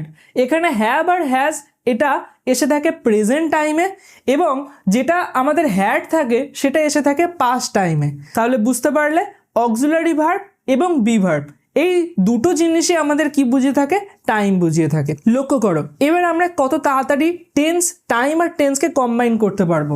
যেমন প্রথমে যদি আমি প্রেজেন্ট সিম্পল টেন্স তৈরি করি, প্রেজেন্ট সিম্পল টেন্স, দেখো প্রেজেন্ট সিম্পল, সিম্পল মানে এখানে সাহায্য করার জন্য কেউ আসবে না, মানে মেন ভার্ব একাই থাকবে। আমি কি তৈরি করতে চাইছি, প্রেজেন্ট তৈরি করার জন্য এই যে ফর্মটা থাকে সেটাকেই প্রেজেন্ট ফর্ম বলা হয়। ঠিক আছে, তো এটাকেই প্রেজেন্ট ফর্ম বলা হবে। যেমন গো, ওয়েন্ট, গন, সবার প্রথমে কি থাকবে, গো, তাহলে সেটাই কি হচ্ছে প্রেজেন্ট ফর্ম। আর এর সাথে যদি আমি এস বা ইএস যোগ করে দিই সেটাই হচ্ছে প্রেজেন্ট ফর্মের V5 তৈরি হয়ে যায়। ঠিক আছে, ভার্বের সাথে এস বা ইএস যোগ হয়ে যাবে যখন সেটাকে V5 বলা হয়। এটাও কিসে এসে থাকে, প্রেজেন্ট টেন্সে এসে থাকে, সেটা সাধারণত হি বা শি এদের সাথে এসে থাকে, হি, শি, গোজ। আর যদি আমি এখানে আই ব্যবহার করি তাহলে কি হয়ে যাবে, আই গো হয়ে যাবে। তো এখানে তার মানে এই যে ফর্মটা আছে ভার্বের V1 ফর্মটা, সেটাই আমাদের টেন্স আর টাইম দুটো একসঙ্গেই দেখিয়ে দিচ্ছে, তাই জন্য এটাকে সিম্পল বলা হয়। মানে এতটাই সিম্পল যে এটা টাইম আর টেন্স দুটোকেই দেখিয়ে দিতে পারে। বোঝা গেল? এরপরে আসো কন্টিনিউয়াস টেন্স। তাহলে কন্টিনিউয়াস টেন্সের ক্ষেত্রে আমি কি তৈরি করতে চাইছি, প্রেজেন্ট কন্টিনিউয়াস তৈরি করতে গেলে প্রেজেন্টে কি ভার্ব আছে, অ্যাম, ইজ, আর, ঠিক কি না? তাহলে আমরা এর আগে কি বসিয়ে দেবো, অ্যাম, ইজ, আর। ঠিক আছে, অ্যাম, ইজ, আর, এই 3টে চলে আসবে। ঠিক, আর কি তৈরি হয়ে যাবে, প্রেজেন্ট কন্টিনিউয়াস। দেখো এখানে অ্যাম, ইজ, আর কি বোঝাচ্ছে, প্রেজেন্ট টাইম বোঝাচ্ছে, আর কন্টিনিউয়াস টেন্স বোঝাচ্ছে মেন ভার্ব। তাহলে present continuous, am going, is going, are going, এরকমভাবে তৈরি হয়ে যায়। যেমন যদি আমি আই বলি তাহলে আই অ্যাম গোয়িং হয়ে যায়, যদি আমি হি বলি হি ইজ গোয়িং হয়ে যায়, যদি আমি দে বলি দে আর গোয়িং হয়ে যায়। এখানে এই যে অ্যাম, ইজ, আর সেটা কি দেখায়, প্রেজেন্ট টাইম দেখায়, আর গোয়িংটা কি দেখায় বা মেন ভার্বটা কি দেখায়, ফর্ম দেখায়, ভার্বের যে টেন্সের ফর্মটা সেটাকে দেখিয়ে থাকে। ঠিক একইভাবে যদি আমি এটাকে বলতাম যে পাস্ট কন্টিনিউয়াস, তাহলে কি করতাম, পাস্টের যে বিভার্বগুলো আসে সেগুলো বসাতাম। তাহলে পাস্টের বিভার্বে কি আসবে, ওয়াজ আর ওয়্যার। তো আমরা এখানে বসাতে পারতাম ওয়াজ না হলে ওয়্যার, তো যে কোনো একটা বসিয়ে দিতাম, ওয়াজ না হলে ওয়্যার। এবার এই ওয়াজটা কিসের জন্য আসে, সিঙ্গুলার থাকলে, তার মানে আই যদি ব্যবহার করি তাহলে আই ওয়াজ গোয়িং হবে, যদি আমি হি ব্যবহার করি তাহলে হি ওয়াজ গোয়িং হবে, যেখানে ওয়াজটা কি বোঝাবে, টাইম দেখাবে, আর গোয়িংটা কি দেখাবে, আমাদের মেন ভার্বের যে টেন্সের ফর্মটা আছে সেটা দেখাবে। বুঝতে পারছো কতটা ইজি? এরকমই একইভাবে যদি আমি এখানে V3 বা পারফেক্টটাকে দেখি, ধরে নাও আমি প্রেজেন্ট পারফেক্ট তৈরি করতে চাইছি, তাহলে প্রেজেন্ট পারফেক্ট টেন্সে সাধারণত অক্সিলারি ভার্ব এসে থাকে, পারফেক্ট টেন্সে অক্সিলারি ভার্ব আসবে। তো দেখো প্রেজেন্ট পারফেক্ট আমি তৈরি করতে চাইছি। প্রেজেন্টে কি কি ভার্ব এসে থাকে, নয় হ্যাভ আসবে না হলে হ্যাজ আসবে। এখানে আমাদের হ্যাজ কখন এসে থাকে আর হ্যাভ কখন এসে থাকে? হ্যাজ সাধারণত এসে থাকে একইভাবে থার্ড পারসন সিঙ্গুলারের ক্ষেত্রে, ঠিক আছে? থার্ড পারসন সিঙ্গুলারের ক্ষেত্রে হ্যাজ এসে থাকে। আর হ্যাভ কখন এসে থাকে? ফার্স্ট পারসন, সেকেন্ড পারসন, যে কোনো পারসন, থার্ড পারসন প্লুরাল, তাদের ক্ষেত্রে হ্যাভ এসে থাকে। তো আমি এখানে কি তৈরি করতে চাইছি? Present perfect. তো প্রেজেন্টের ক্ষেত্রে নয় হ্যাভ আসবে না হলে কি আসবে? হ্যাজ আসবে। আর তারপরে কি আসছে? গন। এটাকে যদি আমি পাস্ট পারফেক্ট তৈরি করতে চাইতাম কি হতো? তাহলে এখানে আমরা হ্যাড বসিয়ে দিতাম, ঠিক আছে? হ্যাড বসিয়ে দিতাম, আর তারপরে গন যেরকম আছে সেরকম হতো। তাহলে হ্যাডটা কি বোঝাচ্ছে? পাস্টের টাইম বোঝাচ্ছে, আর গনটা কি বোঝাচ্ছে? আমাদের টেন্স বোঝাচ্ছে। বুঝতে পারছো কতটা ইজি? এরকমই এটাও আমরা তৈরি করতে পারি, present perfect continuous, past perfect continuous. তো এখানেও যদি আমরা হ্যাজ লিখে দিই তাহলে এটা প্রেজেন্ট পারফেক্ট কন্টিনিউয়াস হয়ে যাবে। যদি আমি এখানে হ্যাড লিখে দিই তাহলে এখানে পাস্ট পারফেক্ট কন্টিনিউয়াস হয়ে যাবে, পাস্ট পারফেক্ট কন্টিনিউয়াস। দেখতে পাচ্ছ কতটা ইজি? এরকমভাবেই কি তৈরি করা হয়? টাইম আর টেন্সকে তৈরি করা হয়ে থাকে। তো এবার লক্ষ্য করো আমাদের মূল কনসেপ্টটার উপর। দেখো আমি কি বলেছিলাম যে যখন রিপোর্টিং ভার্ব পাস্ট টাইমে থাকবে, রিপোর্টিং ভার্ব পাস্ট টাইমে মানে নয় সেড থাকবে না হলে টোল্ড থাকবে, ঠিক আছে? তো তখন আমরা কি করব? রিপোর্টিং স্পিচটাকে সেইটাকেও পাস্ট টাইমে নিয়ে চলে আসবো। পাস্ট টাইমে টেন্স কিন্তু পরিবর্তন হবে না। কি পরিবর্তন হবে? টাইম পরিবর্তন হবে। টাইম পরিবর্তনের মানে কি? মানে আমাদের যে বিভার্বগুলো আছে বা অক্সিলারি ভার্বগুলো আছে সেগুলো পরিবর্তন হবে। টেন্সে কোনো রকমের পরিবর্তন হবে না, টাইমে পরিবর্তন হবে। কারণ এই যে রিপোর্টিং স্পিচের কথাটা সেটা কখন বলা হয়েছে? পাস্টের সময় বলা হয়েছে। তো তাই জন্য এটাকেও আমাদের পাস্টে কনভার্ট করতে হবে বা পাস্ট টাইমে কনভার্ট করতে হবে। যেমন এখানে দেখো যদি আমাদের রিপোর্টিং স্পিচ সিম্পল প্রেজেন্টে থাকে বা প্রেজেন্ট সিম্পলে থাকে তাহলে আমরা সেটাকে কিসে কনভার্ট করে দেবো? পাস্ট সিম্পলে কনভার্ট করে দেবো। যেখানে পাস্ট কি বোঝাচ্ছে? টাইম বোঝাচ্ছে, এবং আমাদের যে সিম্পল বোঝাচ্ছে সেটা কি? সেটা অ্যাকচুয়ালি টেন্স বোঝাচ্ছে। তাহলে পাস্ট সিম্পল হয়ে গেল প্রেজেন্ট সিম্পলটা। তার মানে কি চেঞ্জ হলো এখানে? এখানে আমাদের যে টাইমটা আছে সেটা চেঞ্জ হয়ে গেল, ঠিক আছে? এবার সিম্পল মানে কি? মেন ভার্বের সাথে কোনো কিছুই যোগ থাকবে না। তো এখানে দেখো রাম যেহেতু ব্যবহার করা হচ্ছে তাই আমরা এখানে কি করে দিলাম? জাস্ট খালি গো লিখে দিলাম, যেটা আমাদের প্রেজেন্ট সিম্পল বোঝাচ্ছে। আর এটাকে পাস্ট করার জন্য মেন ভার্বই চেঞ্জ হয়ে যাচ্ছে। কি হয়ে যাচ্ছে? এখানে ওয়েন্ট হয়ে যাচ্ছে। বুঝতে পারলে? মানে মেন ভার্বের সাথে আর অন্য কোনো কিছু যোগ হচ্ছে না, সেটাই তো সিম্পল ফর্ম। তো এখানে মেন ভার্বই সব কাজ করে দিচ্ছে। মেন ভার্বই টাইম দেখাচ্ছে, মেন ভার্বই কি দেখাচ্ছে? টেন্স দেখাচ্ছে। ঠিক একইভাবে প্রেজেন্ট কন্টিনিউয়াস যদি থাকে রিপোর্টিং স্পিচ, মানে এখানে যে সেন্টেন্সটা লেখা থাকে সেটা যদি প্রেজেন্ট কন্টিনিউয়াস টেন্সে থাকে, প্রেজেন্ট কন্টিনিউয়াস মানে কি? ইজ গোয়িং, আর গোয়িং, এই সবই তোমাদের দেখালাম। তো ইজ গোয়িং, আর গোয়িং এরকম যদি লেখা থাকে বা অ্যাম গোয়িং, তাহলে আমরা সেটাকে কি করে দেবো? পাস্ট কন্টিনিউয়াসে একটু কনভার্ট করে দেবো। দেখো গোয়িং তো সেমই থাকছে, গোয়িং তো সেমই থাকছে, বাট চেঞ্জ কি করছি? আমাদের যে বিভার্বটা আছে সেটাকে চেঞ্জ করে দিচ্ছি। অর্থাৎ আমরা কিসে চেঞ্জ করছি? টাইমটাকে চেঞ্জ করছি। কারণ আমরা জানি যে বিভার্ব বা অক্সিলারি ভার্ব কি দেখায়? টাইম দেখায়। আর এটা আমাদের মেন ভার্ব কি দেখাবে? টেন্স দেখাবে। তো দেখো টেন্স সেম টু সেম আছে, কন্টিনিউয়াস কন্টিনিউয়াস কন্টিনিউয়াস কন্টিনিউয়াস, কিন্তু এখানে প্রেজেন্ট আর এখানে কি হয়ে যাচ্ছে? পাস্ট। ঠিক একইভাবে এখানে প্রেজেন্ট পারফেক্ট যদি রিপোর্টিং স্পিচে থাকতো সেটা কিসে হয়ে যাবে? Past perfect. কেন হচ্ছে সেটাও তোমাদের বললাম, কারণ এখানে যে কথাটা সেটা অ্যাকচুয়ালি বর্তমানের কথা না, সেটা হচ্ছে পাস্টের কথা। ওই জন্য রিপোর্টিং ভার্ব পাস্টে আছে। দেখো বলেছিল, তার মানে এই কথাটা বলেছিল, অতীতের কথা। তাই জন্য আমরা টাইমগুলোকেও চেঞ্জ করে দিচ্ছি। তাহলে present perfect, past perfect. Have আর হ্যাজ প্রেজেন্ট টাইম বোঝাচ্ছে, এখানে হ্যাড কি বোঝায়? পাস্ট টাইম বোঝায়। সেরকমই present perfect continuous has been going, তো সেটাকে আমরা পাস্টে নিয়ে গেলে পাস্ট পারফেক্ট কন্টিনিউয়াস হয়ে যাবে, পাস্ট হয়ে যাবে কি? হ্যাড, আর বিন গোয়িং তো যেরকম আছে সেরকম। কতটা ইজি তোমাদের জন্য? তো এরকমভাবে আমরা চেঞ্জ করে থাকি। এবারে দেখা যাক যে পাস্টে কি কি পরিবর্তন হয়ে থাকে।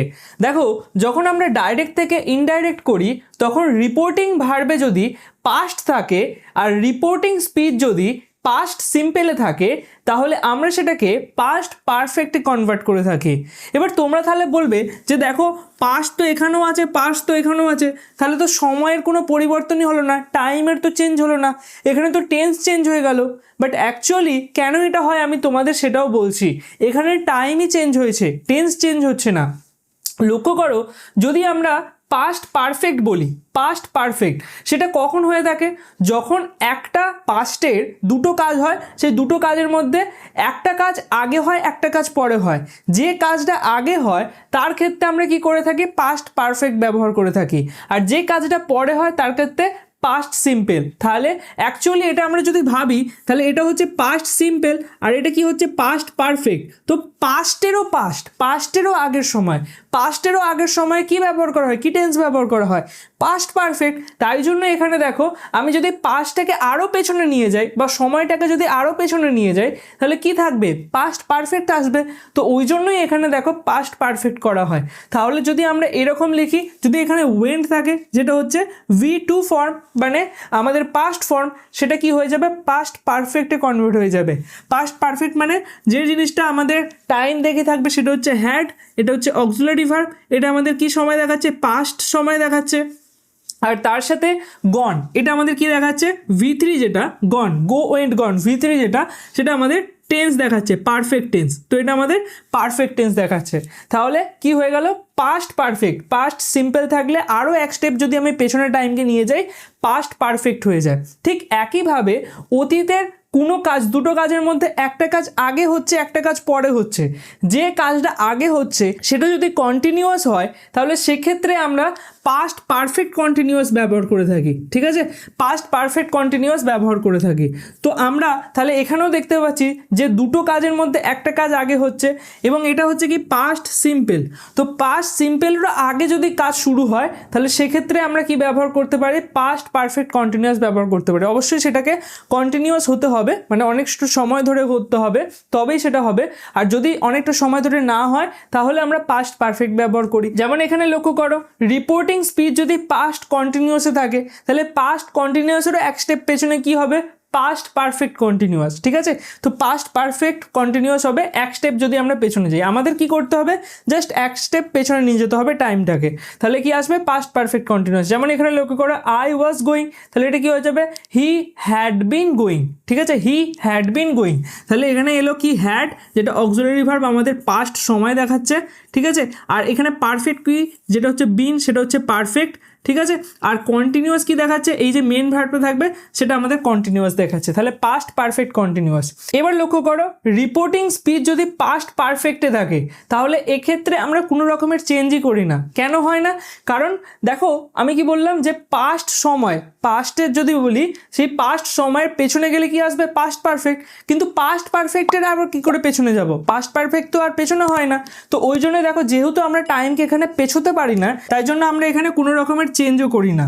তাই জন্য এখানে সেম টু সেম রয়ে যায়। যেরকম আমাদের রিপোর্টিং স্পিচ এখানে থাকে ডাইরেক্টে, ঠিক একইভাবে ইনডাইরেক্টে চলে আসে। যেমন রিপোর্টিং স্পিচ এখানে আছে কি? আই হ্যাড গন, এটাই কি হয়ে যাবে? He had gone. তো এখানে জাস্ট খালি প্রোনাউন আর অ্যাডভার্বের চেঞ্জগুলো হবে, বাট টেন্স রিলেটেড কোনো রকমের চেঞ্জ হবে না। ঠিক আছে, এছাড়া পাস্ট পারফেক্ট কন্টিনিউয়াস, সেটাও কি? পাস্টেরও পাস্ট। তো তাহলে সেক্ষেত্রেও আমরা কোনো রকমের চেঞ্জ করি না। পাস্ট পারফেক্ট কন্টিনিউয়াস যেরকম ডাইরেক্ট স্পিচে থাকে একইভাবে ইনডাইরেক্ট স্পিচেও থাকবে, এখানেও কোনো রকমের চেঞ্জ হয় না। খালি আমাদের যে প্রোনাউন থাকে এবং অ্যাডভার্ব থাকে সেগুলোকে চেঞ্জ করতে হয়। তো দেখো, হ্যাড বিন গোয়িং, তাহলে had been going same to same থাকে। ঠিক আছে, তো আশা করছি তোমাদের বুঝতে পারলাম পাস্টে কিভাবে চেঞ্জ হয়। এবার আসা যাক ফিউচারে। এবারে দেখে নেওয়া যাক যে ফিউচারে কি কি পরিবর্তন করা হয় যখন আমরা ডাইরেক্ট থেকে ইনডাইরেক্টে পরিবর্তন করে থাকি ন্যারেশন চেঞ্জকে। দেখো, ফিউচারের কথা বললে ফিউচারের ক্ষেত্রে সাধারণত কোনো রকমের অক্সিলারি ভার্ব বা কোনো রকমের বি ভার্ব অর্থাৎ হেল্পিং ভার্ব থাকে না। যেমন এখানে প্রেজেন্টকে দেখানোর জন্য অ্যামিজ ভার্ব ছিল, পাস্টকে দেখানোর জন্য ওয়াজ ভার্ব ছিল, ফিউচারকে দেখানোর জন্য কিন্তু কিছুই নেই। তাই জন্য মডার্ন ইংলিশে ফিউচার টেন্সকে ধরাই হয় না। ফিউচার টেন্স বলে কিছু নেই এরকমই ধরা হয় মডার্ন ইংলিশে। বাট তোমাদের সিলেবাসে মডার্ন ইংলিশ ফলো করা হয় না, ওল্ড ইংলিশকে ফলো করা হয়। তাই জন্য এখানে একটা জোগাড় লাগানো হয়। সেই জোগাড়টা কি? দেখো, সাধারণত যে মডেল ভার্বগুলো হয়ে থাকে, মডেল ভার্ব মানে কি? Can, could, may, might, shall, should, এগুলো সাধারণত ফিউচারকে বুঝিয়ে থাকে। যেমন যদি আমি বলি যে আই ক্যান ডু দিস, আমি এটা করতে পারবো। ঠিক আছে, আমি এটা করতে পারবো মানে কি? আমি এখনো কাজটা করিনি, ফিউচারে করতে পারবো। বা আই ক্যান গো, আমি যেতে পারবো বা আমি যেতে পারি।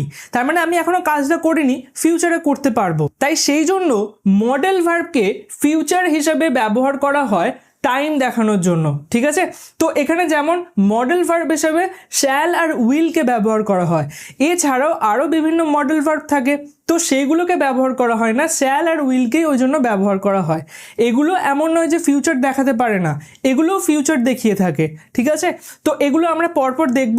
যেমন শ্যাল আর উইল যখন আমরা ব্যবহার করব, শ্যালকে ব্যবহার করা হয় সাধারণত ফার্স্ট পার্সনের জন্য, আর সেকেন্ড পার্সন থার্ড পার্সনের জন্য উইলকে ব্যবহার করা হবে, ঠিক আছে। তো এখানে লক্ষ্য করো, তাহলে আমরা যদি ফিউচার সিম্পল টেন্স তৈরি করি, কি হয়, মডেল ভার্বের সাথে সবসময় V1 ব্যবহার করা হয়। এই জিনিসটা কিন্তু পুরোপুরি মাথায় রেখে দেবে যে মডেল ভার্ব মানে ক্যান, কুড, শ্যাল, শুড এর সাথে V1 মানে ভার্বের ফ্রেশ ফর্ম বা বেস ফর্মকে ব্যবহার করা হয়, যার সাথে কোনো কিছু লেগে থাকে না, ঠিক আছে। তো যেমন এখানে যদি আমি বলি যে শ্যাল, তো এখানেও তো V1 ফর্মে আছে। আমরা জানি যে সিম্পলে কি থাকে, যখন আমরা সিম্পল টেন্স বলি সেটা কিসে থাকে, V1 ফর্মেই থাকে। তাই জন্য এখানে আমরা কি বলে দিই যে উইল বা শ্যাল গো, উইল বা শ্যাল গো, তাহলে কি তৈরি হয়ে যায়, ফিউচার সিম্পল টেন্স তৈরি হয়ে যায়।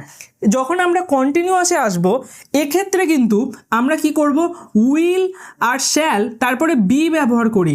খেয়াল করে দেখবে, যদি আমরা ফিউচার কন্টিনিউয়াস টেন্স দেখি, সেখানে শ্যাল আর উইলের পর বি ব্যবহার করা হয়।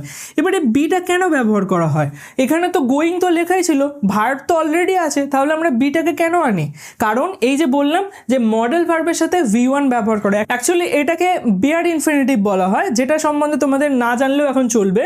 জাস্ট এতটুকু মনে রাখবে, মডেল ভার্বের সাথে V1 আসে, ওই জন্য দেখো উইল আর শ্যালের পর গোয়িং, এটা কি V4 ফর্ম, V1 তো নয়। তাই জন্য আমরা এখানে কি আনলাম, এক্সট্রা করে একটা V1 আনলাম। তো বি এখানে আমরা এক্সট্রা করে আনলাম V1 হিসাবে। তাহলে মডেল ভার্বের পর V1 চলে এলো, তারপরে তো যেরকম আইএনজি আছে আইএনজি, তাহলে কি তৈরি হয়ে গেল, ফিউচার কন্টিনিউয়াস টেন্স। একইভাবে যদি আমি ফিউচার পারফেক্টের কথা বলি, এক্ষেত্রেও আমরা উইল আর শ্যালকে ব্যবহার করতে পারবো, কিন্তু এখানে ফ্রেশ ফর্মকে ব্যবহার করা হয়। দেখো যদি আমি হ্যাজ ব্যবহার করি, এর সাথে তো এস যোগ হয়ে থাকে, এটাকে তো V5 বলা হয়, আমরা কি ব্যবহার করব, V1 ব্যবহার করব। তাই জন্য উইল আর শ্যালের পর আমরা হ্যাভ ব্যবহার করে থাকি। তো উইল আর শ্যালের পর কি আসে, হ্যাভ আসে। তো এটা যেহেতু V1 ফর্ম, এটা V1 হয়ে গেল, আর এটা তো পারফেক্ট, তো V3 হয়ে গেল। তাহলে উইল হ্যাভ গন এরকম ব্যবহার করা হয়, ঠিক আছে। আর এর পরে যে পারফেক্ট কন্টিনিউয়াস থাকে, সেটাকে হাইপোথেটিক্যাল ধরা হয়, মানে যেটা পসিবলই নয়।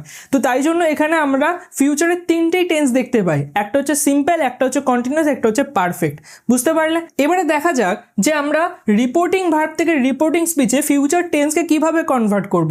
লক্ষ্য করো, সব থেকে প্রথমে যদি আমি ফিউচার সিম্পলের কথা বলি, অর্থাৎ এই যে রিপোর্টিং স্পিচে যদি ফিউচার সিম্পল সেন্টেন্স থাকে, তখন আমরা সেটাকে কিভাবে কনভার্ট করব। তো তখন আমরা এই দেখো শ্যাল বা উইল এগুলো ব্যবহার করা হয় ফিউচার টাইম বোঝানোর জন্য, যেগুলো একটা মডেল ভার্ব। মডেল ভার্বের পরে কি আসে, V1 আসে। তো মডেল ভার্বের পর যেহেতু V1 আসে, এখানে তো হেল্প আছে V1 ফর্মে। এখানে আমরা ওই জন্য যে আমাদের মডেল ভার্ব থাকে সেটাকে পাস্টে নিয়ে চলে যাই, মানে উইলের পাস্ট কি, উইলের পাস্ট হচ্ছে উড, তো আমরা ওই জন্য উড ব্যবহার করবো। নাহলে শ্যালের পাস্ট কি, শ্যালের পাস্ট হচ্ছে শুড, তো শুড ব্যবহার করব।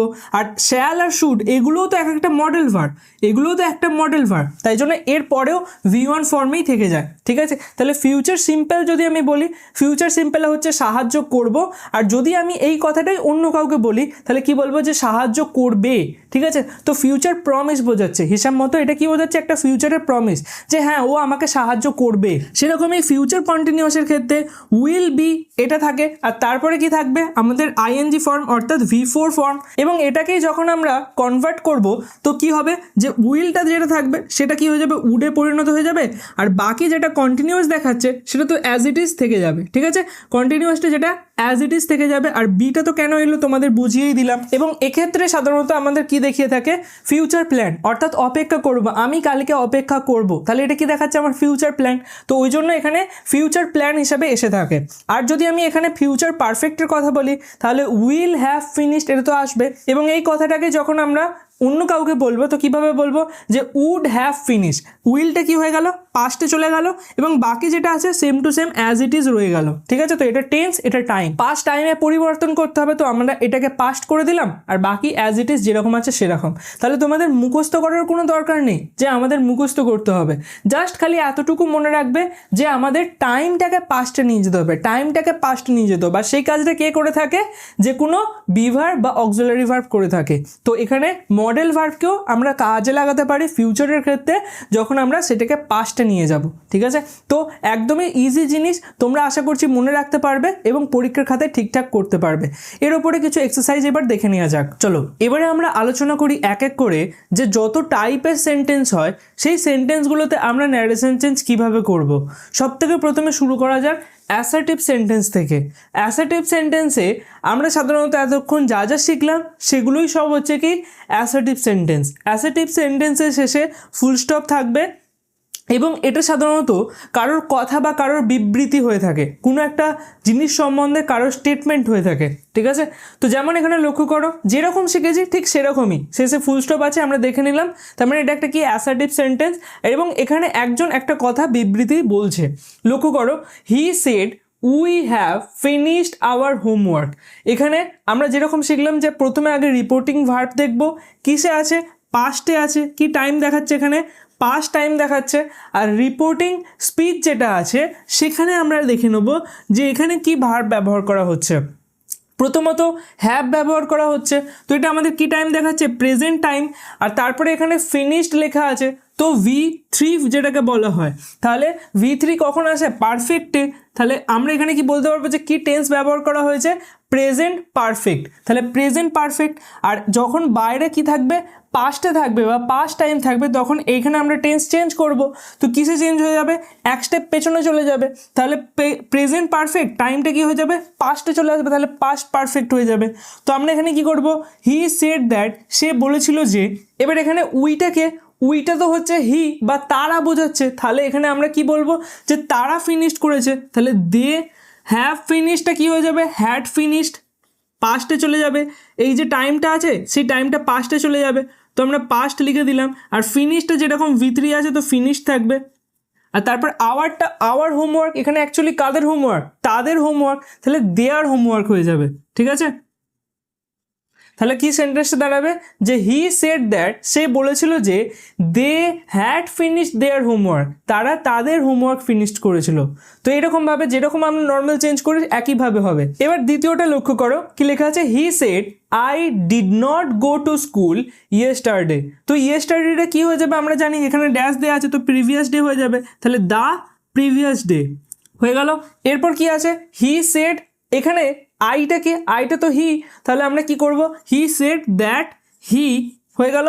এবার ডিড নট লেখা আছে, দেখো এখানে কিসে আছে, পাস্টে আছে। এবার আমরা টেন্স চেঞ্জ করব, তো এখানে পাস্টে আছে, তার মানে ভেতরে চেঞ্জ হবে কোটেশনের ভেতরে। এখানে এবার আমরা কি টেন্সে আছে দেখবো, দেখো এখানে পাস্ট লেখা আছে, দেখতে পাচ্ছ পাস্ট। আর এই যে নটটা এসছে, এই নটটার জন্য এই ডিডটা এসছে, ডিডটা হেল্প করার জন্য এসছে, তো এটা পাস্টে আছে। আর এখানে V1 আছে, অ্যাকচুয়ালি এখানে ডু আসে হেল্পের জন্য। আর ডুটা কি করে নেয়, মেন ভার্বের সাথে যেটা লেগে থাকে, মানে মেন ভার্বের পাস্ট ফর্মটা নিয়ে নেয়। আবার যদি আমি এখান থেকে নটটাকে সরিয়ে দিই তাহলে এই ডিডটাও চলে যাবে, আর ডিডের সাথে যেটা লেগে থাকে পাস্ট ফর্মটা সেটা এখানে চলে আসবে। তার মানে অ্যাকচুয়ালি সেন্টেন্সটা কি দাঁড়াবে, যে I went to school yesterday. বুঝতে পারলে, তো এখানে এই গো এর সাথে যেটা থাকে সেটা ডিড নিয়ে নেয়। তো আমি যদি এটাকে চেঞ্জ করি তাহলে মেন ভার্বের এখানে কোনো চেঞ্জই হবে না, যে চেঞ্জ হবে সেটা হচ্ছে যে এই ভার্বটার হবে, যেটা হেল্প করে আসছে সেই ভার্বটার হবে, সেটার টাইম চেঞ্জ হয়ে যাবে। তাহলে পাস্ট আমরা পাস্টেরও পেছনে যদি চলে যাই তাহলে কি হবে, পারফেক্ট। তো পারফেক্টের ক্ষেত্রে কি ব্যবহার করা হয়, হ্যাড ব্যবহার করা হবে। তাহলে আমরা এরকম বলতে পারি, he said that he had not. এবার এখানে V1 আছে, আমাদের কি লাগবে, যে পাস্টে যদি আমরা পাস্ট পারফেক্ট নিয়ে যাই কি হয়ে যাবে, V3, তাহলে এখানে কি হয়ে যাবে, গন হয়ে যাবে। তো এরকম এটা আমরা V3-তে করে নিলাম। আর এখানে যে হ্যাডটা ছিল সেটা আমাদের পাস্ট টাইম দেখাচ্ছে, ঠিক। তো আমাদের কি তৈরি হয়ে গেল, পাস্ট, আর এখানে পারফেক্ট। তো পাস্ট পারফেক্ট হয়ে গেল, পাস্ট টেন্সটাকে আমরা পিছিয়ে নিয়ে গেলাম, পাস্ট পারফেক্ট হয়ে গেল। তাহলে সেন্টেন্সটা কি দাঁড়াবে, যে he said that he had not gone to school the previous day. এরকমভাবে তোমাদের ড্যাশ পূরণগুলোকে খালি করতে হবে, ঠিক আছে। এরপরে Ram says I will come tomorrow. এখানে লক্ষ্য করো সেজ লেখা আছে, রিপোর্টিং ভার্বকে সব থেকে প্রথমে লক্ষ্য করব। তাহলে এটা কি টাইম দেখাচ্ছে? প্রেজেন্ট টাইম দেখাচ্ছে। যেহেতু এটা প্রেজেন্ট টাইম দেখাচ্ছে তাহলে ভেতরে কি হয়? কোনো রকমের পরিবর্তন হয় না। ফিউচার আর প্রেজেন্ট যদি রিপোর্টিং ভার্ব থাকে তাহলে কোনো রকমের চেঞ্জ হবে না, তাহলে যেরকম আছে সেরকমই বসবে। খালি কিসে কিসে চেঞ্জ হবে? যেগুলো আমাদের প্রোনাউন থাকে সেখানে চেঞ্জ হয়ে যাবে, টেন্সে কোনো রকমের চেঞ্জ হবে না। ঠিক আছে, তাহলে কি আসবে এখানে? রাম সেজ দ্যাট হলো আইটাকে অ্যাকচুয়ালি রাম, তাহলে এখানে হি হয়ে যাবে। সে বলেছিল উইল কাম, তাহলে এখানে উইল কামই থাকবে, কোনো রকমের টেন্সে চেঞ্জ করলাম না। আর টুমোরোটা কি হয়ে যাবে? দ্য ফলোয়িং ডে, তো এখানে লিখে দেবো দ্য ফলোয়িং ডে। ঠিক আছে, তাহলে সেন্টেন্সটা কি দাঁড়াবে?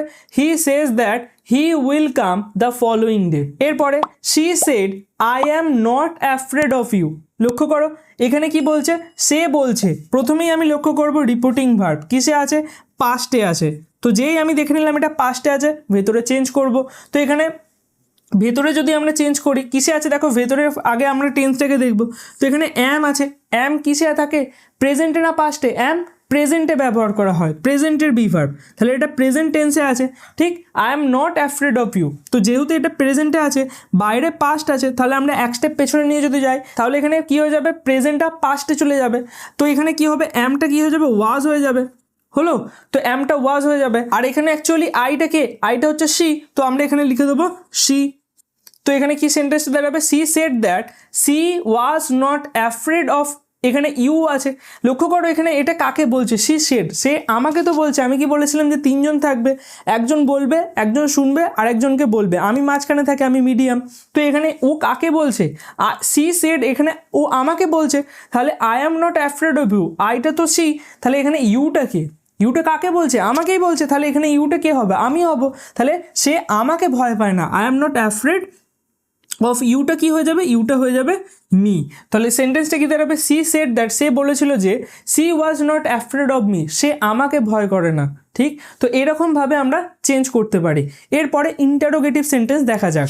এবারে আসা যাক যে ইন্টারোগেটিভ সেন্টেন্স অর্থাৎ প্রশ্নবোধক যে বাক্যগুলো হয় সেগুলোর ন্যারেশন চেঞ্জ কীভাবে হয়। দেখো আমরা ইন্টারোগেটিভ সেন্টেন্সকে যদি দেখি এটাকে দুটো ভাগে ভাগ করা হয়।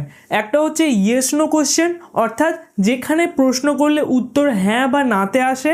আরেকটা হয় ডব্লিউএইচ কোশ্চেন, যেখানে কোনো সেন্টেন্সের শুরুতে ডব্লিউএইচ ওয়ার্ড থাকে, যেমন হু, হোয়াট, হুম, এরকম টাইপের। ঠিক আছে, আর বুঝবো কি করে যে এটা একটা ইন্টারোগেটিভ সেন্টেন্স? সবার শেষে দেখবে জিজ্ঞাসা চিহ্ন থাকবে, তাহলে সেটা হয়ে যাবে কি? Interrogative sentence. আচ্ছা, এখানে আমাদের করতে কি হবে? একইভাবে কি করতে হবে? একদমই একইভাবে করতে হবে। এখানে কেবলমাত্র একটা স্টেপ তোমাদের বেড়ে যাবে। কেন?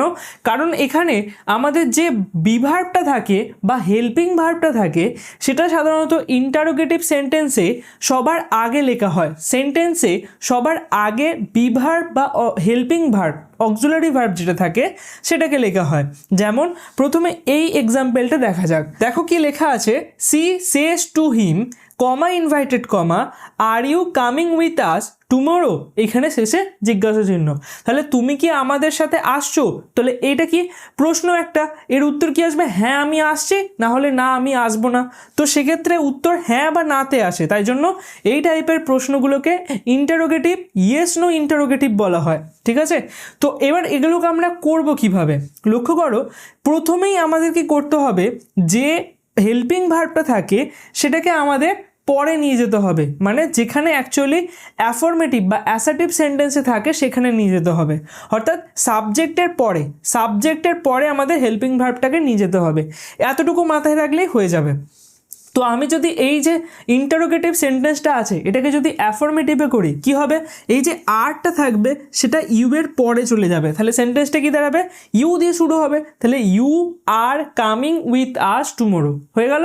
এবং শেষে কি থাকবে? শেষে আমরা ফুল স্টপ বসিয়ে থাকবো। তাহলে আমরা এটাকে কিসে কনভার্ট করে দিলাম? এটাকে অ্যাফার্মেটিভ সেন্টেন্স বা বলতে পারো অ্যাসার্টিভ সেন্টেন্সে কনভার্ট করে দিলাম। এরপর আমরা যেই এটাকে অ্যাসার্টিভে কনভার্ট করে দিলাম এবার আমরা চেঞ্জ করব। প্রথমে লক্ষ্য করো এখানে দুটো জিনিস, এক তো হচ্ছে যে রিপোর্টিং ভার্ব সেটাকে যেরকম থাকে সেরকমই হবে। এখানে কি আছে? সেজ টু, তাহলে রিপোর্টিং ভার্ব যেহেতু আমরা এটা প্রশ্ন করছি তাই জন্য আমরা এখানে লিখতে পারি আস্ক। ঠিক আছে। আর যদি এখানে পাস্টে থাকতো তাহলে আস্কড হয়ে যেত, যেহেতু এটা সেজ প্রেজেন্টে আছে তাই জন্য আমি এখানে কি লিখলাম আস্ক। ঠিক, এরপর দ্বিতীয় যে পরিবর্তনটা হয় সেটা হচ্ছে যে এই যে কমা ইনভাইটেড কমা যেটা উঠে গিয়ে দ্যাট আসতো, এই ইন্টারোগেটিভ সেন্টেন্সের ক্ষেত্রে যার শেষে কোশ্চেনিং মার্ক থাকবে সেখানে ইফ বা ওয়েদার আসবে। ঠিক আছে, যখন আমাদের ইয়েস নো প্রশ্ন থাকবে, তখন এই যে কমা ইনভাইটেড কমা সেটা উঠে গিয়ে কি আসবে, ইফ বা ওয়েদার। ঠিক, আমি যেমন এখানে ইফ নিয়েছি। আর বুঝবো কি করে এটা ইন্টারোগেটিভ সেন্টেন্স, এই সবই বললাম যে বিভার্ব বা হেল্পিং ভার্ব যেটা থাকবে সেটা সেন্টেন্সে আগে বসবে, সে সব থেকে প্রথমে বিভার্ব বা অক্সিলারি ভার্ব দিয়ে শুরু হবে এবং শেষে কোশ্চেন মার্ক থাকবে। ঠিক আছে, তাহলে ইফ এলো, এরপরে দেখো আমাদের সেন্টেন্সটা কি হয়ে গেছিলো যে you are coming with us. এবার এখানে আমরা নর্মালি চেঞ্জ যেরকম করি সেরকমই হবে, তাহলে ইউ আর কামিংটা কি হয়ে যাবে, এখানে ইউটা কি, ইউটা হচ্ছে যে কে কাকে বলছে, সি সেজ টু হিম, তাহলে হিমটা হচ্ছে ইউ, এখানে ইউটাকে হিম, তাহলে এখানে আমরা কি করব, এটাকে হি করে দেবো, তাহলে হি। এরপরে কি আসবে ভার্বে কি আসছে, আর কামিং আছে, তো আর কামিংটা এখানে দেখো যেহেতু এটা প্রেজেন্টে আছে, প্রেজেন্টে তো কোনো রকমেরই পরিবর্তন হবে না, তাহলে হি এর ক্ষেত্রে আর আসবে নাকি ইজ আসবে, হি এর ক্ষেত্রে ইজ আসে, তাহলে ইজ কামিং হয়ে যাবে, হয়ে গেল। এরপর উইথ, এবার এখানে আসটা হচ্ছে সি, তো বা তাদের সাথে, সি মানে এখানে তাদের গ্যাংয়ের সাথে যাবে, তো এখানে আসটা অ্যাকচুয়ালি কি সি, তাহলে আমরা এখানে কি লিখতে পারি তাদের সাথে, তাহলে কি হয়ে যাবে দেম। তো সেন্টেন্সটা কি দাঁড়াবে, she asks me if he is coming with them, এবার টুমোরোটা কি হয়ে যাবে দ্য ফলোয়িং ডে। ঠিক আছে, দ্য ফলোয়িং ডে। তো এরকমভাবে আমরা করতে পারি, একই প্রসেস, খালি এখানে একটা স্টেপ বেড়ে যাবে, যে বিভার্বটা থাকবে সেটাকে আগে নিয়ে আসে এবং সেটাকে আমাদের পরে নিয়ে যেতে হবে, মানে যে আমাদের সাবজেক্ট থাকবে সাবজেক্টের পরে। ঠিক আছে, এতটুকু খেয়াল রাখলেই হবে। এবার ওপরে আসছি, এখানে লক্ষ্য করো এই যে সেন্টেন্সটা এটা কীরকমভাবে হবে, লেখা আছে হি সেড টু মি, তো হি সেড টু মিটা কী হয়ে যাবে, প্রথমত আমি এখানে দেখে নেবো যে শেষে কোশ্চেনিং মার্ক আছে কিনা, আছে। দ্বিতীয় জিনিস দেখে নেবো যে এখানে বিভার্ব বা হেল্পিং ভার্ব দিয়ে শুরু হচ্ছে কিনা, তাহলে হি ডিড লেখা আছে, ডব্লিউএইচ ওয়ার্ড নেই, তাহলে এটা কি একটা ইয়েস নো প্রশ্ন হয়ে গেল, তাহলে আমরা বুঝে গেলাম যে এটা ইয়েস নো প্রশ্ন। আর এখানে কি আছে, আমাদের শেষে কোশ্চেনিং মার্ক আছে, তাহলে আমরা এখানে কি করবো, এটা জিজ্ঞাসা করছে তো আস্ক করে দেবো, আর এখানে যেহেতু সেড লেখা ছিল পাস্টে আছে তাহলে আস্কড ইডি যোগ হয়ে যাবে, তাহলে হি আস্কড মি, এত দূর অবধি হলো। তারপরে আমি কি বললাম যে যেহেতু এটা ইয়েস নো প্রশ্ন আমাদের এখানে কি কনজাংশন আনতে হবে, না হলে ইফ আনবো না হলে ওয়েদার আনবো, তো আমি এখানে ইফ নিয়ে এলাম। এরপরে কি করব, এরপরে যেটা থাকবে সেটাকে আমাদের অ্যাফরমেটিভ বা অ্যাসার্টিভে কনভার্ট করতে হবে, তাহলে এই যে ডিড ইউ যেটা আছে সেটা আবার সাবজেক্টের পরে চলে যাবে, তাহলে কি আসবে যে you did not see the notice yesterday, কিন্তু অ্যাকচুয়ালি এখানে যে ডিডটা আসছে সেটার ফান্ডাটা আলাদা, এখানে এটা হচ্ছে একটা টেম্পোরারি হেল্পিং ভার্ব। ঠিক আছে, টেম্পোরারি হেল্পিং ভার্ব, এটা অ্যাকচুয়ালি সেন্টেন্সের অংশই নয়, এটাকে এক্সট্রা করে আনা হয়, কেন সেটাও আমি তোমাদের বুঝিয়ে দিচ্ছি। দেখো যদি আমি এই ডিডটাকে সরিয়ে দিই, ডিডের সাথে কি লেগেছিল পাস্ট ফর্ম, এর পাস্টটা আমি যদি পাস্টটা এঁকে দিয়ে দিই সেন্টেন্সটা কি দাঁড়াবে actually, you not saw the notice yesterday, you not saw the notice yesterday, তাহলে এই যে সেন্টেন্সটা আমি যদি দেখি you not saw the notice yesterday, এর মধ্যে ভার্ব কটা আছে, একটাই ভার্ব আছে, সেটা হচ্ছে মেন ভার্ব, আর সেটা কিসে আছে, পাস্টে আছে। এবং কেন এখানে এটা পাস্টে আছে, কারণ এখানে যে ডিডটা ছিল তার সাথে যেটা লেগেছিল সেটা আমি একে দিয়ে দেবো, তাহলে এখানে কি হয়ে যাবে, স হয়ে যাবে। আমি তোমাদের করে দেখাচ্ছি দেখো কেন এটা হয়। তো দেখো কি সেন্টেন্সটা দাঁড়াবে যে you not saw the notice yesterday হয়ে গেল। এবার যেহেতু এখানে একটাই মাত্র ভার্ব আছে এবং কোশ্চেনিং করতে গেলে আমাদের হেল্পিং ভার্বকে শুরুতে দিতে হয়, তো আমরা তো মেন ভার্বকে শুরুতে দিতে পারবো না, তাহলে আমাদের কি করতে হবে, এক্সট্রা করে একটা ভার্ব আনতে হবে, আর এক্সট্রা করে ভার্বটা কি এসে থাকে, ডু এসে থাকে। ঠিক আছে, এবার এই যে ডুটা আসে সেটা কি করে, মেন ভার্বের সাথে যেটা লেগে থাকে সেটাকে নিয়ে নেয়। হেল্পিং ভার্বের কাজ কি, মেন ভার্বকে সাহায্য করে, তার মানে মেন ভার্বের সাথে যাই থাকুক না কেন, যাই বোঝা থাকুক না কেন, সেটা হেল্পিং ভার্ব নিজেকে নিয়ে নেবে। তো এখানে দেখো মেন ভার্বের সাথে কি বোঝা ছিল, মেন ভার্বের সাথে সেটা পাস্টে ছিল, তো এই পাস্টটাকে কি নিয়ে নেবে, পাস্টটাকে ডু নিয়ে নেবে, যেই পাস্টটা ডু নিয়ে নিল তাহলে সেটা কি হয়ে গেল, ডিড হয়ে গেল, দেখতে পেলে ডিড হয়ে গেল।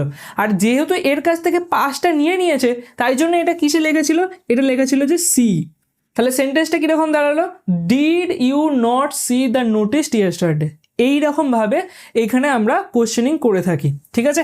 আবার যখন এই যে আমরা এটাকে যখন আবার অ্যাসার্টিভে কনভার্ট করব, তখন এই ডিডটা তো টেম্পোরারি এসেছিলো, তাহলে এটা উঠে যাবে, এটা সেন্টেন্সের অংশই নয়। আর এর সাথে যে ইডিটা লেগেছিল বা যে পাস্টটা লেগেছিল সেটা আবার মেন ভার্বের কাছে চলে যাবে, তাহলে তখন এটা আবার স হয়ে যাবে। তাই জন্য এটাকে যখন অ্যাফার্মেটিভ করা হলো তখন এরকম আসলো যে you not saw the notice yesterday. See আর সি এর সাথে পাস্টটা চলে এলো, মেন এখানে যে হেল্পিং ভার্বটা আছে সেটার, তো এখানে কি হয়ে গেল স আর তারপর নোটিস ইয়েস্টারডে। এবার এটাকে আমরা কনভার্ট করব কিভাবে, ইফ পর্যন্ত তো বুঝতে পারলাম, তাহলে ইউ নট স হয়ে যাবে। এবার যেহেতু এটা পাস্টে আছে তাই আমাদের বাইরেও যেহেতু রিপোর্টিং ভার্ব পাস্টে আছে, তো আমাদের এখানে পরিবর্তন করতে হবে। তাহলে পাস্টেরও পাস্টে নিয়ে গেলে কি হয়ে যাবে, সটা কি হয়ে যাবে, সটা হ্যাড সিন হয়ে যাবে, হ্যাড সিন হয়ে যাবে। তাহলে আমরা কি লিখবো এখানে, এখানে কি আসবে হ্যাড, আর হ্যাডের পরে নট আসবে, তারপর সিনটা চলে আসবে, ঠিক। তো হ্যাড নট সিন এটা কি দেখালো আমাদের, V3 দেখালো। দেখো পাস্টের পাস্ট মানে এখানে পাস্ট পারফেক্ট, আর এখানে কি হয়ে গেল হ্যাড চলে এলো, আর তারপর নোটিস, আর ইয়েস্টারডেটা কি হয়ে যাবে দ্য প্রিভিয়াস ডে, ঠিক। তো যেরকম আছে সেরকম। তাহলে এখানে হলোটা কি, যে ডিডটা ছিল সেটা টেম্পোরারি, তো সেটা চলে গেল, এবং ওর সাথে যে ইডিটা ছিল সেটা এখানে চলে এলো, এটা স হয়ে গেল। যেই এটা স হয়ে গেল, বাইরে যেহেতু পাস্টে আছে তাহলে এটাও পাস্টের থেকে আরেকটু পেছনে যাবে, তাহলে টাইমটা যেহেতু পেছনে যাবে পাস্ট পারফেক্ট হয়ে যাবে। পাস্ট পারফেক্টে কি হয়ে যাবে, সটা কি হয়ে যাবে, হ্যাড সিন হয়ে যাবে। তো হ্যাড সিন হয়ে গেল বললে আমরা এরকম হ্যাড সিন লিখে দিলাম। আশা করছি বুঝতে পারলে। এবার এখানে লক্ষ্য করো, দে সেড টু আস, তারা আমাদের বলল, কি বলল, do you have any common group, তোমাদের কি কোনো কমন গ্রুপ আছে। তো এবার আমি এখানে লক্ষ্য করো কি, প্রথমে দেখবো যে শেষে কোশ্চেনিং মার্ক আছে কিনা। যেই দেখলাম কোশ্চেনিং মার্ক আছে তার মানে এটা ইন্টারোগেটিভ সেন্টেন্স। এবার লক্ষ্য করবো যে শুরু হচ্ছে কোনো হেল্পিং ভার্ব দ্বারা, দেখো ডু দিয়ে শুরু হচ্ছে, তার মানে এটা কি একটা হেল্পিং ভার্ব। তো এখান দিয়ে শুরু হচ্ছে, তার মানে এটা কি একটা কোশ্চেন, ইয়েস নো কোশ্চেন। যেই আমি বুঝে গেলাম যে এটা ইয়েস নো কোশ্চেন, তাহলে আমরা এখানে ইফ বসিয়ে দেবো। আচ্ছা এখানে তো বসানোই আছে ইফ, তো এটা তো সেট টুটা কি হয়ে যাবে, আস্কড হয়ে যাবে, কারণ এটা প্রশ্ন করছে। এরপর আমি এখানে লক্ষ্য করব, এটাকে প্রথমেই কি করব, অ্যাফার্মেটিভে বা অ্যাসার্টিভে কনভার্ট করব। কি হবে, তাহলে you have any common group, you have any common group, এটা হয়ে যাবে। ডুটা উঠে যাবে, ডুটা উঠে গেলে এর সাথে দেখো কিছু তো লেগে নেই, তাহলে মেন ভার্বের সাথে কিছুই যোগ হবে না। এখানে মেন ভার্ব কোনটা, এটা, তাহলে এর সাথে কিছুই যোগ হবে না। যেহেতু এখানে ডু এর পাস্টে ছিল তাই জন্য মেন ভার্বটাকেও পাস্ট করে দিলাম।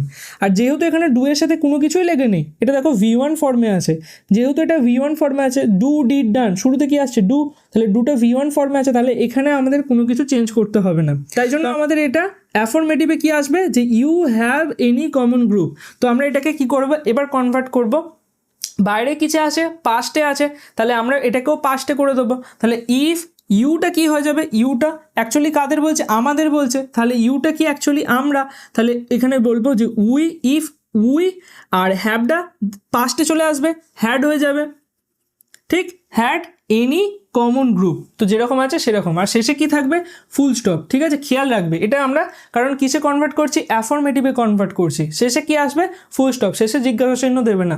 এই হোপ তোমরা বুঝতে পারলে। এবার আসা যাক যে WH কোশ্চেন কীরকমভাবে করা যায়। একইভাবে এবার দেখা যাক যে WH কোশ্চেন কিভাবে আমরা করে থাকি ডাইরেক্ট থেকে ইনডাইরেক্ট স্পিচে। দেখো এখানে বুঝবো কি করে যে এটা WH কোশ্চেন, খুব সোজা। এর শুরুতে WH ওয়ার্ড থাকবে, যেমন ওয়্যার, দেখো শুরু হচ্ছে কি WH ওয়ার্ড দিয়ে। এছাড়া ওয়াই, দেখো শুরু হচ্ছে WH ওয়ার্ড দিয়ে।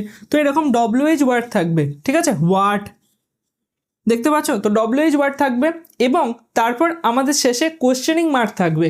তবেই আমরা বুঝবো যে এটা কি এটা একটা ইন্টারোগেটিভ সেন্টেন্স এবং WH ওয়ার্ড দিয়ে কোশ্চেন করা হচ্ছে, ঠিক আছে।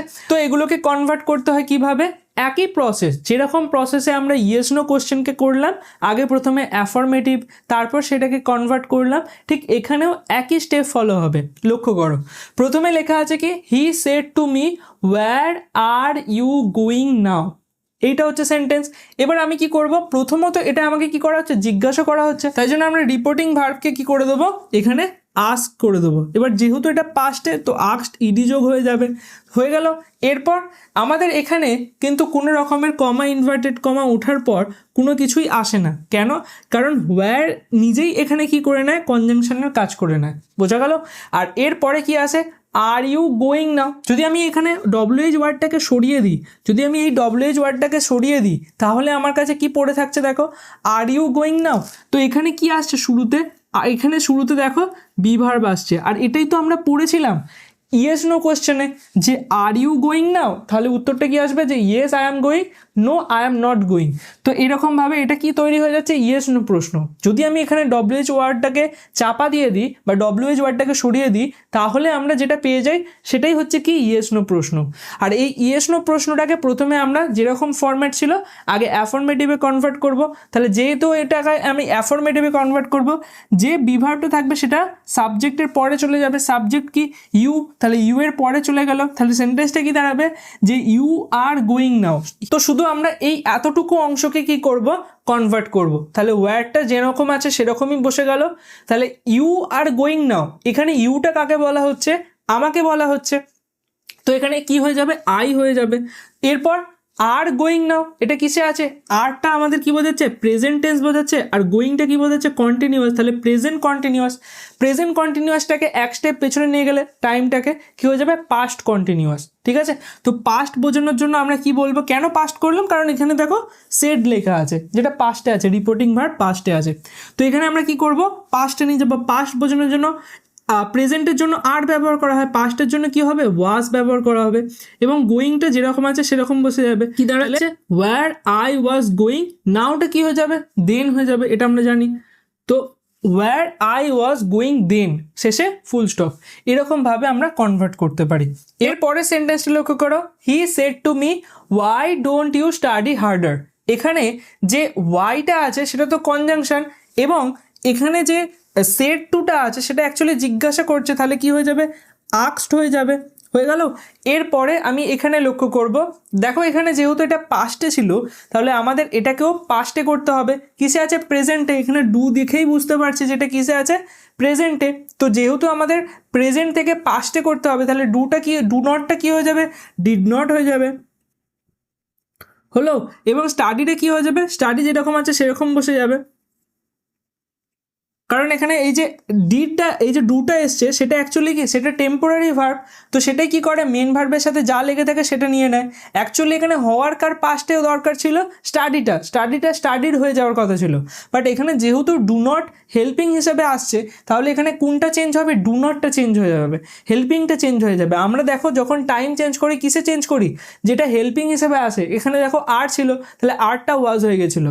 মেন ভার্বের সাথে কোনো কিছুই পরিবর্তন হয় না, তাই জন্য এখানেও কোনো পরিবর্তন হবে না, এখানে হেল্পিং ভার্ব যেহেতু আছে। ঠিক, তো এবার আমরা কি করব, এখানে ইউটা কাকে বলছে, ইউটা তো আমাকে বলছে, তাহলে এখানে কি আসবে, আই আসবে।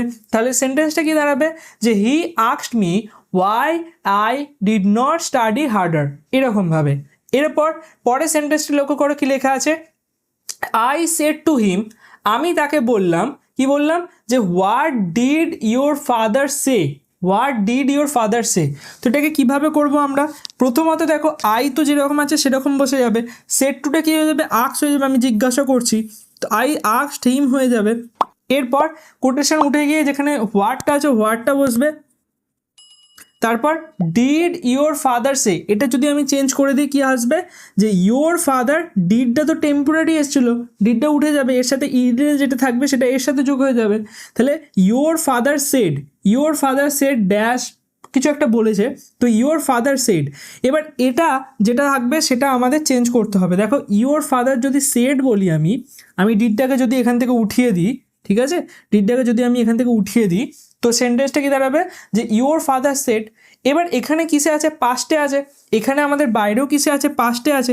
তাহলে পাস্ট থেকে এক স্টেপ পেছনে গেলে কি হবে, পাস্ট পারফেক্ট। তাহলে এখানে সেন্টেন্সটা কি দাঁড়াবে, ইউর ফাদারটা কি হয়ে যাবে, অ্যাকচুয়ালি হিম, তাকে বলেছে, তাহলে হিজ ফাদার হয়ে যাবে।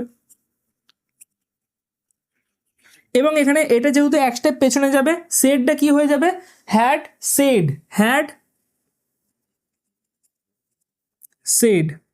শেষে ফুল স্টপ, যেহেতু কিছু নেই তো আমি আর কিছু দেবো না, ফুল স্টপ বসিয়ে দেবো। তাহলে সেন্টেন্সটা কি দাঁড়াবে, যে I asked him what his father had said. বুঝতে পারলে? তো এরকমভাবে আমরা কি করতে পারি, WH কোশ্চেনকে কনভার্ট করতে পারি। এরপর ইম্পারেটিভ সেন্টেন্সে যাওয়া যাক। এবারে আসা যাক ইম্পারেটিভ সেন্টেন্সে কিভাবে আমরা পরিবর্তন করি। সব থেকে প্রথমে ইম্পারেটিভ সেন্টেন্স বুঝবো কি করে? সাধারণত এখানে আমরা কমান্ড, রিকোয়েস্ট বা অ্যাডভাইস দিয়ে থাকি, বাট তার সত্ত্বেও আমরা বুঝবো কি করে?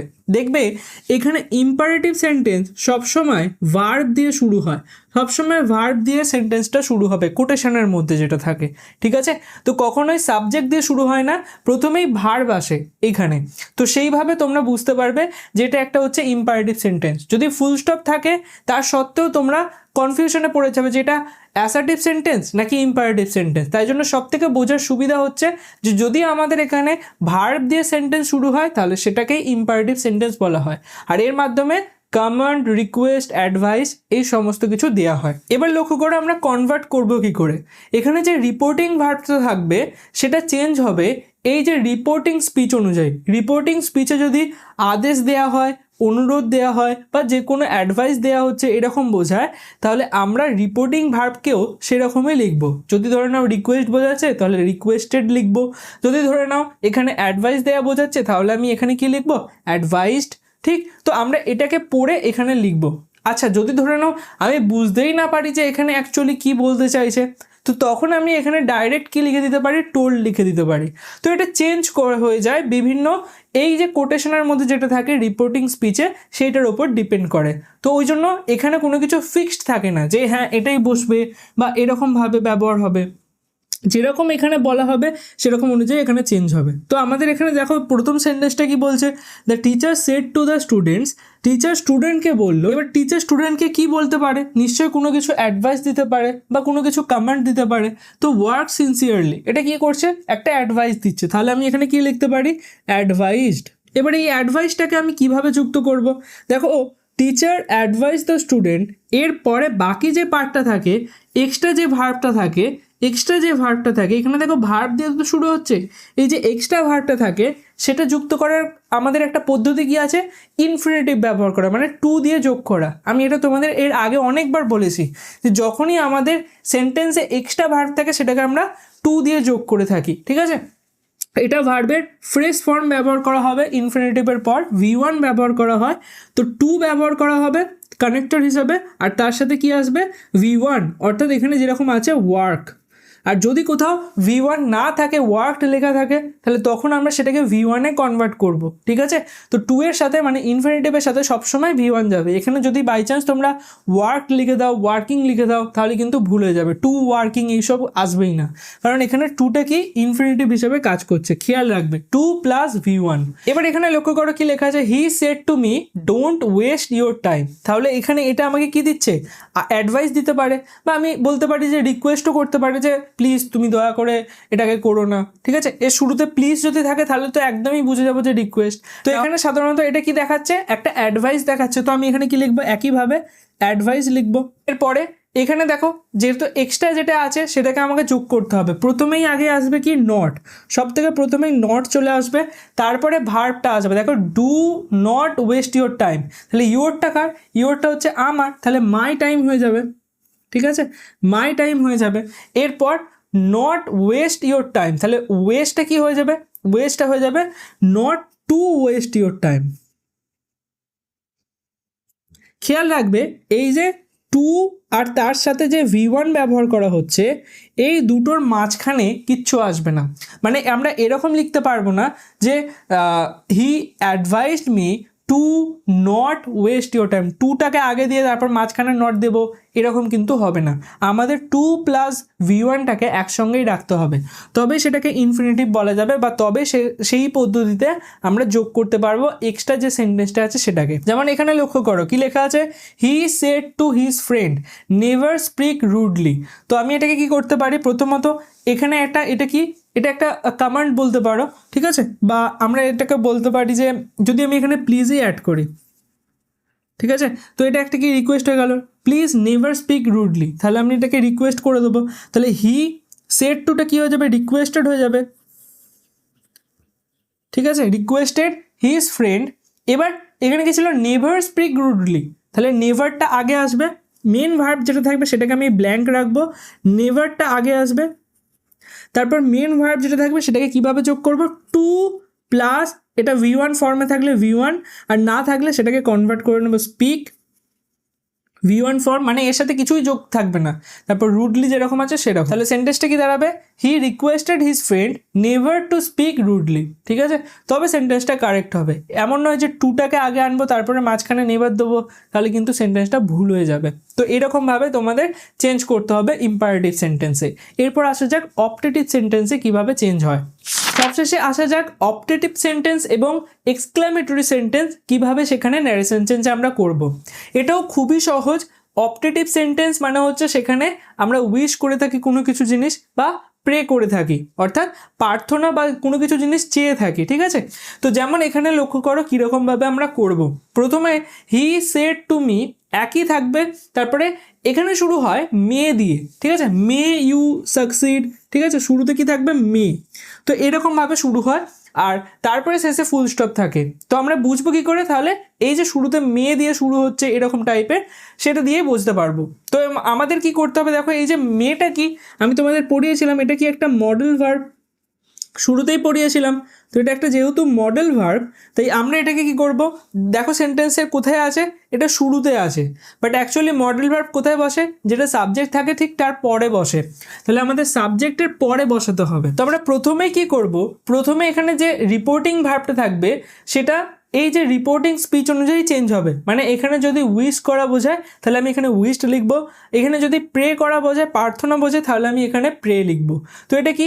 You may succeed in life, তাহলে এটা উইশ করছে, তাহলে আমরা এরকম লিখতে পারি হি উইশড, আর যেহেতু পাস্টে আছে সেড, তো এখানে উইশড করে দিলাম। দ্যাট তো আসবে। এবার আমি এটাকে কি করব? প্রথমে দেখো এই যে মডেল ভার্বটা থাকে সেটা সাবজেক্টের পরে নিয়ে যাব, যেটা সাবজেক্ট থাকবে ঠিক সাবজেক্টের পরে আসবে। তাহলে কি হবে? You may succeed in life, you may succeed in life. তো এবার আমি কি করব? এখানে প্রথমে প্রোনাউনটাকে বসিয়ে দেবো। তাহলে এখানে ইউটা কি? ইউটা তো হচ্ছে আমি, তাহলে আই বসিয়ে দিলাম। মে সাকসিড ইন লাইফ, তাহলে মেটা কি হয়ে যাবে? যেহেতু এখানে বাইরে পাস্ট আছে, এটাও পাস্টে হয়ে যাবে। তাহলে মেটা কি হয়ে যাবে? পাস্ট হয়ে গেলে মাইট হয়ে যাবে। আর সাকসিড যেটা আছে, যেটা V1 ফর্মে আছে, সেই V1 ফর্মটাই বসে যাবে, ঠিক আছে?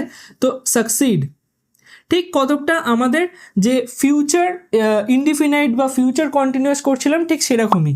তো মাইট যেটা হচ্ছে আমাদের মডেল ভার্ব, আর তার সাথে কি এলো? V1 এলো। এটাকে জাস্ট আমরা পাস্টে করে দিলাম। সেখানে শ্যাল প্লে, সেটা কি করে দিচ্ছিলাম? যে শুড প্লে, উড প্লে, এরকমভাবে আমরা চেঞ্জ করছিলাম। এখানেও একইভাবে হবে। মেটা কি হয়ে যাবে? মাইট হয়ে যাবে, তারপর সাকসিড। এরপরে লক্ষ্য করো they said may God bless our country. তো এটা কি করছে? প্রার্থনা করছে। তাহলে আমরা এখানে লিখতে পারি প্রে, প্রেড। এরপর দ্যাট মেটা কি হয়ে চলে যাবে? এখানে যে সাবজেক্টটা থাকবে, এখানে সাবজেক্টকে গড, তো তারপরে চলে যাবে। তাহলে god May bless our country, তাহলে প্রথমে কি আসবে? গড আসবে, ঠিক আছে? তারপর মেয়েটা কি হয়ে যাবে? যেহেতু বাইরে পাস্টে আছে, তাহলে এখানেও এটা পাস্টে হয়ে যাবে, তাহলে মাইট হয়ে যাবে। এরপর ব্লেস যেটা V1 আছে, তো একই সেম টু সেম বসে যাবে ব্লেস। আর এরপরে আওয়ার কান্ট্রি, আমাদের কান্ট্রি, তাহলে এটা কি হয়ে যাবে? দেয়ার কান্ট্রি, তাদের কান্ট্রি। এরপরে লক্ষ্য করো এক্সক্লামেটরি সেন্টেন্সে কি হয়। এক্সক্লামেটরি সেন্টেন্সে আমরা নর্মালি যেরকম অ্যাফরমেটিভ সেন্টেন্স বা অ্যাসার্টিভ সেন্টেন্সে কনভার্ট করে থাকি সেরকমই। এখানে লক্ষ্য করো শুরুতে আমাদের হুররে বা এরকম অ্যালাস এরকম টাইপের জিনিস থাকবে, যেখানে এক্সক্লামেশন মার্ক থাকবে। দেখেই বুঝতে পারবো যে এটা হচ্ছে কি একটা এক্সক্লামেটরি সেন্টেন্স। এবার এটাকে কিভাবে কনভার্ট করা হয়? সাধারণত এখানে রিপোর্টিং ভার্বটা একটু আলাদাভাবে লেখা হয়। যদি এখানে খুশির কিছু থাকে তাহলে আমরা এরকম লিখি এক্সক্লেম, এক্সক্লেমড। দেখো এখানে পাঁচটা যেহেতু এক্সক্লেমড করে দিলাম, আর যেহেতু এটা খুশি তাহলে আমরা লিখবে উইথ জয়। জয় মানে কি? খুশি, তাহলে এক্সক্লেমড উইথ জয়। আর যদি এটা অ্যালাস থাকতো বা দুঃখের কিছু জিনিস থাকতো তাহলে এক্সক্লেমড উইথ সরো, ঠিক? তো এরকমভাবে আমরা লিখবো। তারপরে দ্যাট যেরকম আসে সেরকম আসবে। এবার এর পরের যেটা দেখো এইখান থেকে এইটা তো নর্মাল আমাদের যেরকম অ্যাসার্টিভ সেন্টেন্স সেরকম, তাহলে নর্মাল অ্যাসার্টিভ সেন্টেন্স অনুযায়ী চেঞ্জ হবে। বাইরে কি আছে? বাইরে আছে পাস্টে, টাইম কিসে আছে? পাস্টে। ভেতরে কিসে? টেন্সে আছে। দেখো হ্যাভ আছে, তো হ্যাভ কি বোঝায়? প্রেজেন্ট টাইম বোঝায়। আর এখানে দেখো ওনটা কিসে আছে? পারফেক্টে আছে, তাহলে প্রেজেন্ট পারফেক্ট, প্রেজেন্ট পারফেক্ট বোঝাচ্ছে। তো আমরা এটাকে কি করে দেবো? এক স্টেপ পেছনে নিয়ে গেলে পাস্ট পারফেক্ট হয়ে যাবে। এখানে উইটাকে, উইটা হচ্ছে হি, এখানে তারা, তাহলে উইটা কি হয়ে যাবে? দে হয়ে যাবে। এখানে উইটা কি অ্যাকচুয়ালি তারা, তো তাহলে দে হয়ে যাবে, হ্যাভটা কি হয়ে যাবে, হ্যাড হয়ে যাবে, ওনটা কি হয়ে যাবে, উনি থাকবে, আর দ্য ম্যাচ, তাহলে সেন্টেন্সটা কি দাঁড়াবে, he exclaimed with joy that they had won the match. এরকমভাবে আমরা করতে পারি, নর্মাল যেরকম আছে ঠিক সেরকমভাবেই হবে, আমাদের অ্যাফরমেটিভ সেন্টেন্সের মতনই। আর বাকি এইখানে আমাদের একটুখানি চেঞ্জ করতে হবে, সেটা হচ্ছে যে exclaim with joy, exclaim with sorrow. তো আশা করছি তোমরা বুঝতে পারলে, কমপ্লিট ন্যারেশন চেঞ্জ আমি তোমাদের করিয়ে দিলাম। এরপরে তোমরা পরীক্ষায় কোনো রকমের সমস্যায় পড়বে না, তো আরাম করে তোমরা পরীক্ষা সলভ করতে পারবে।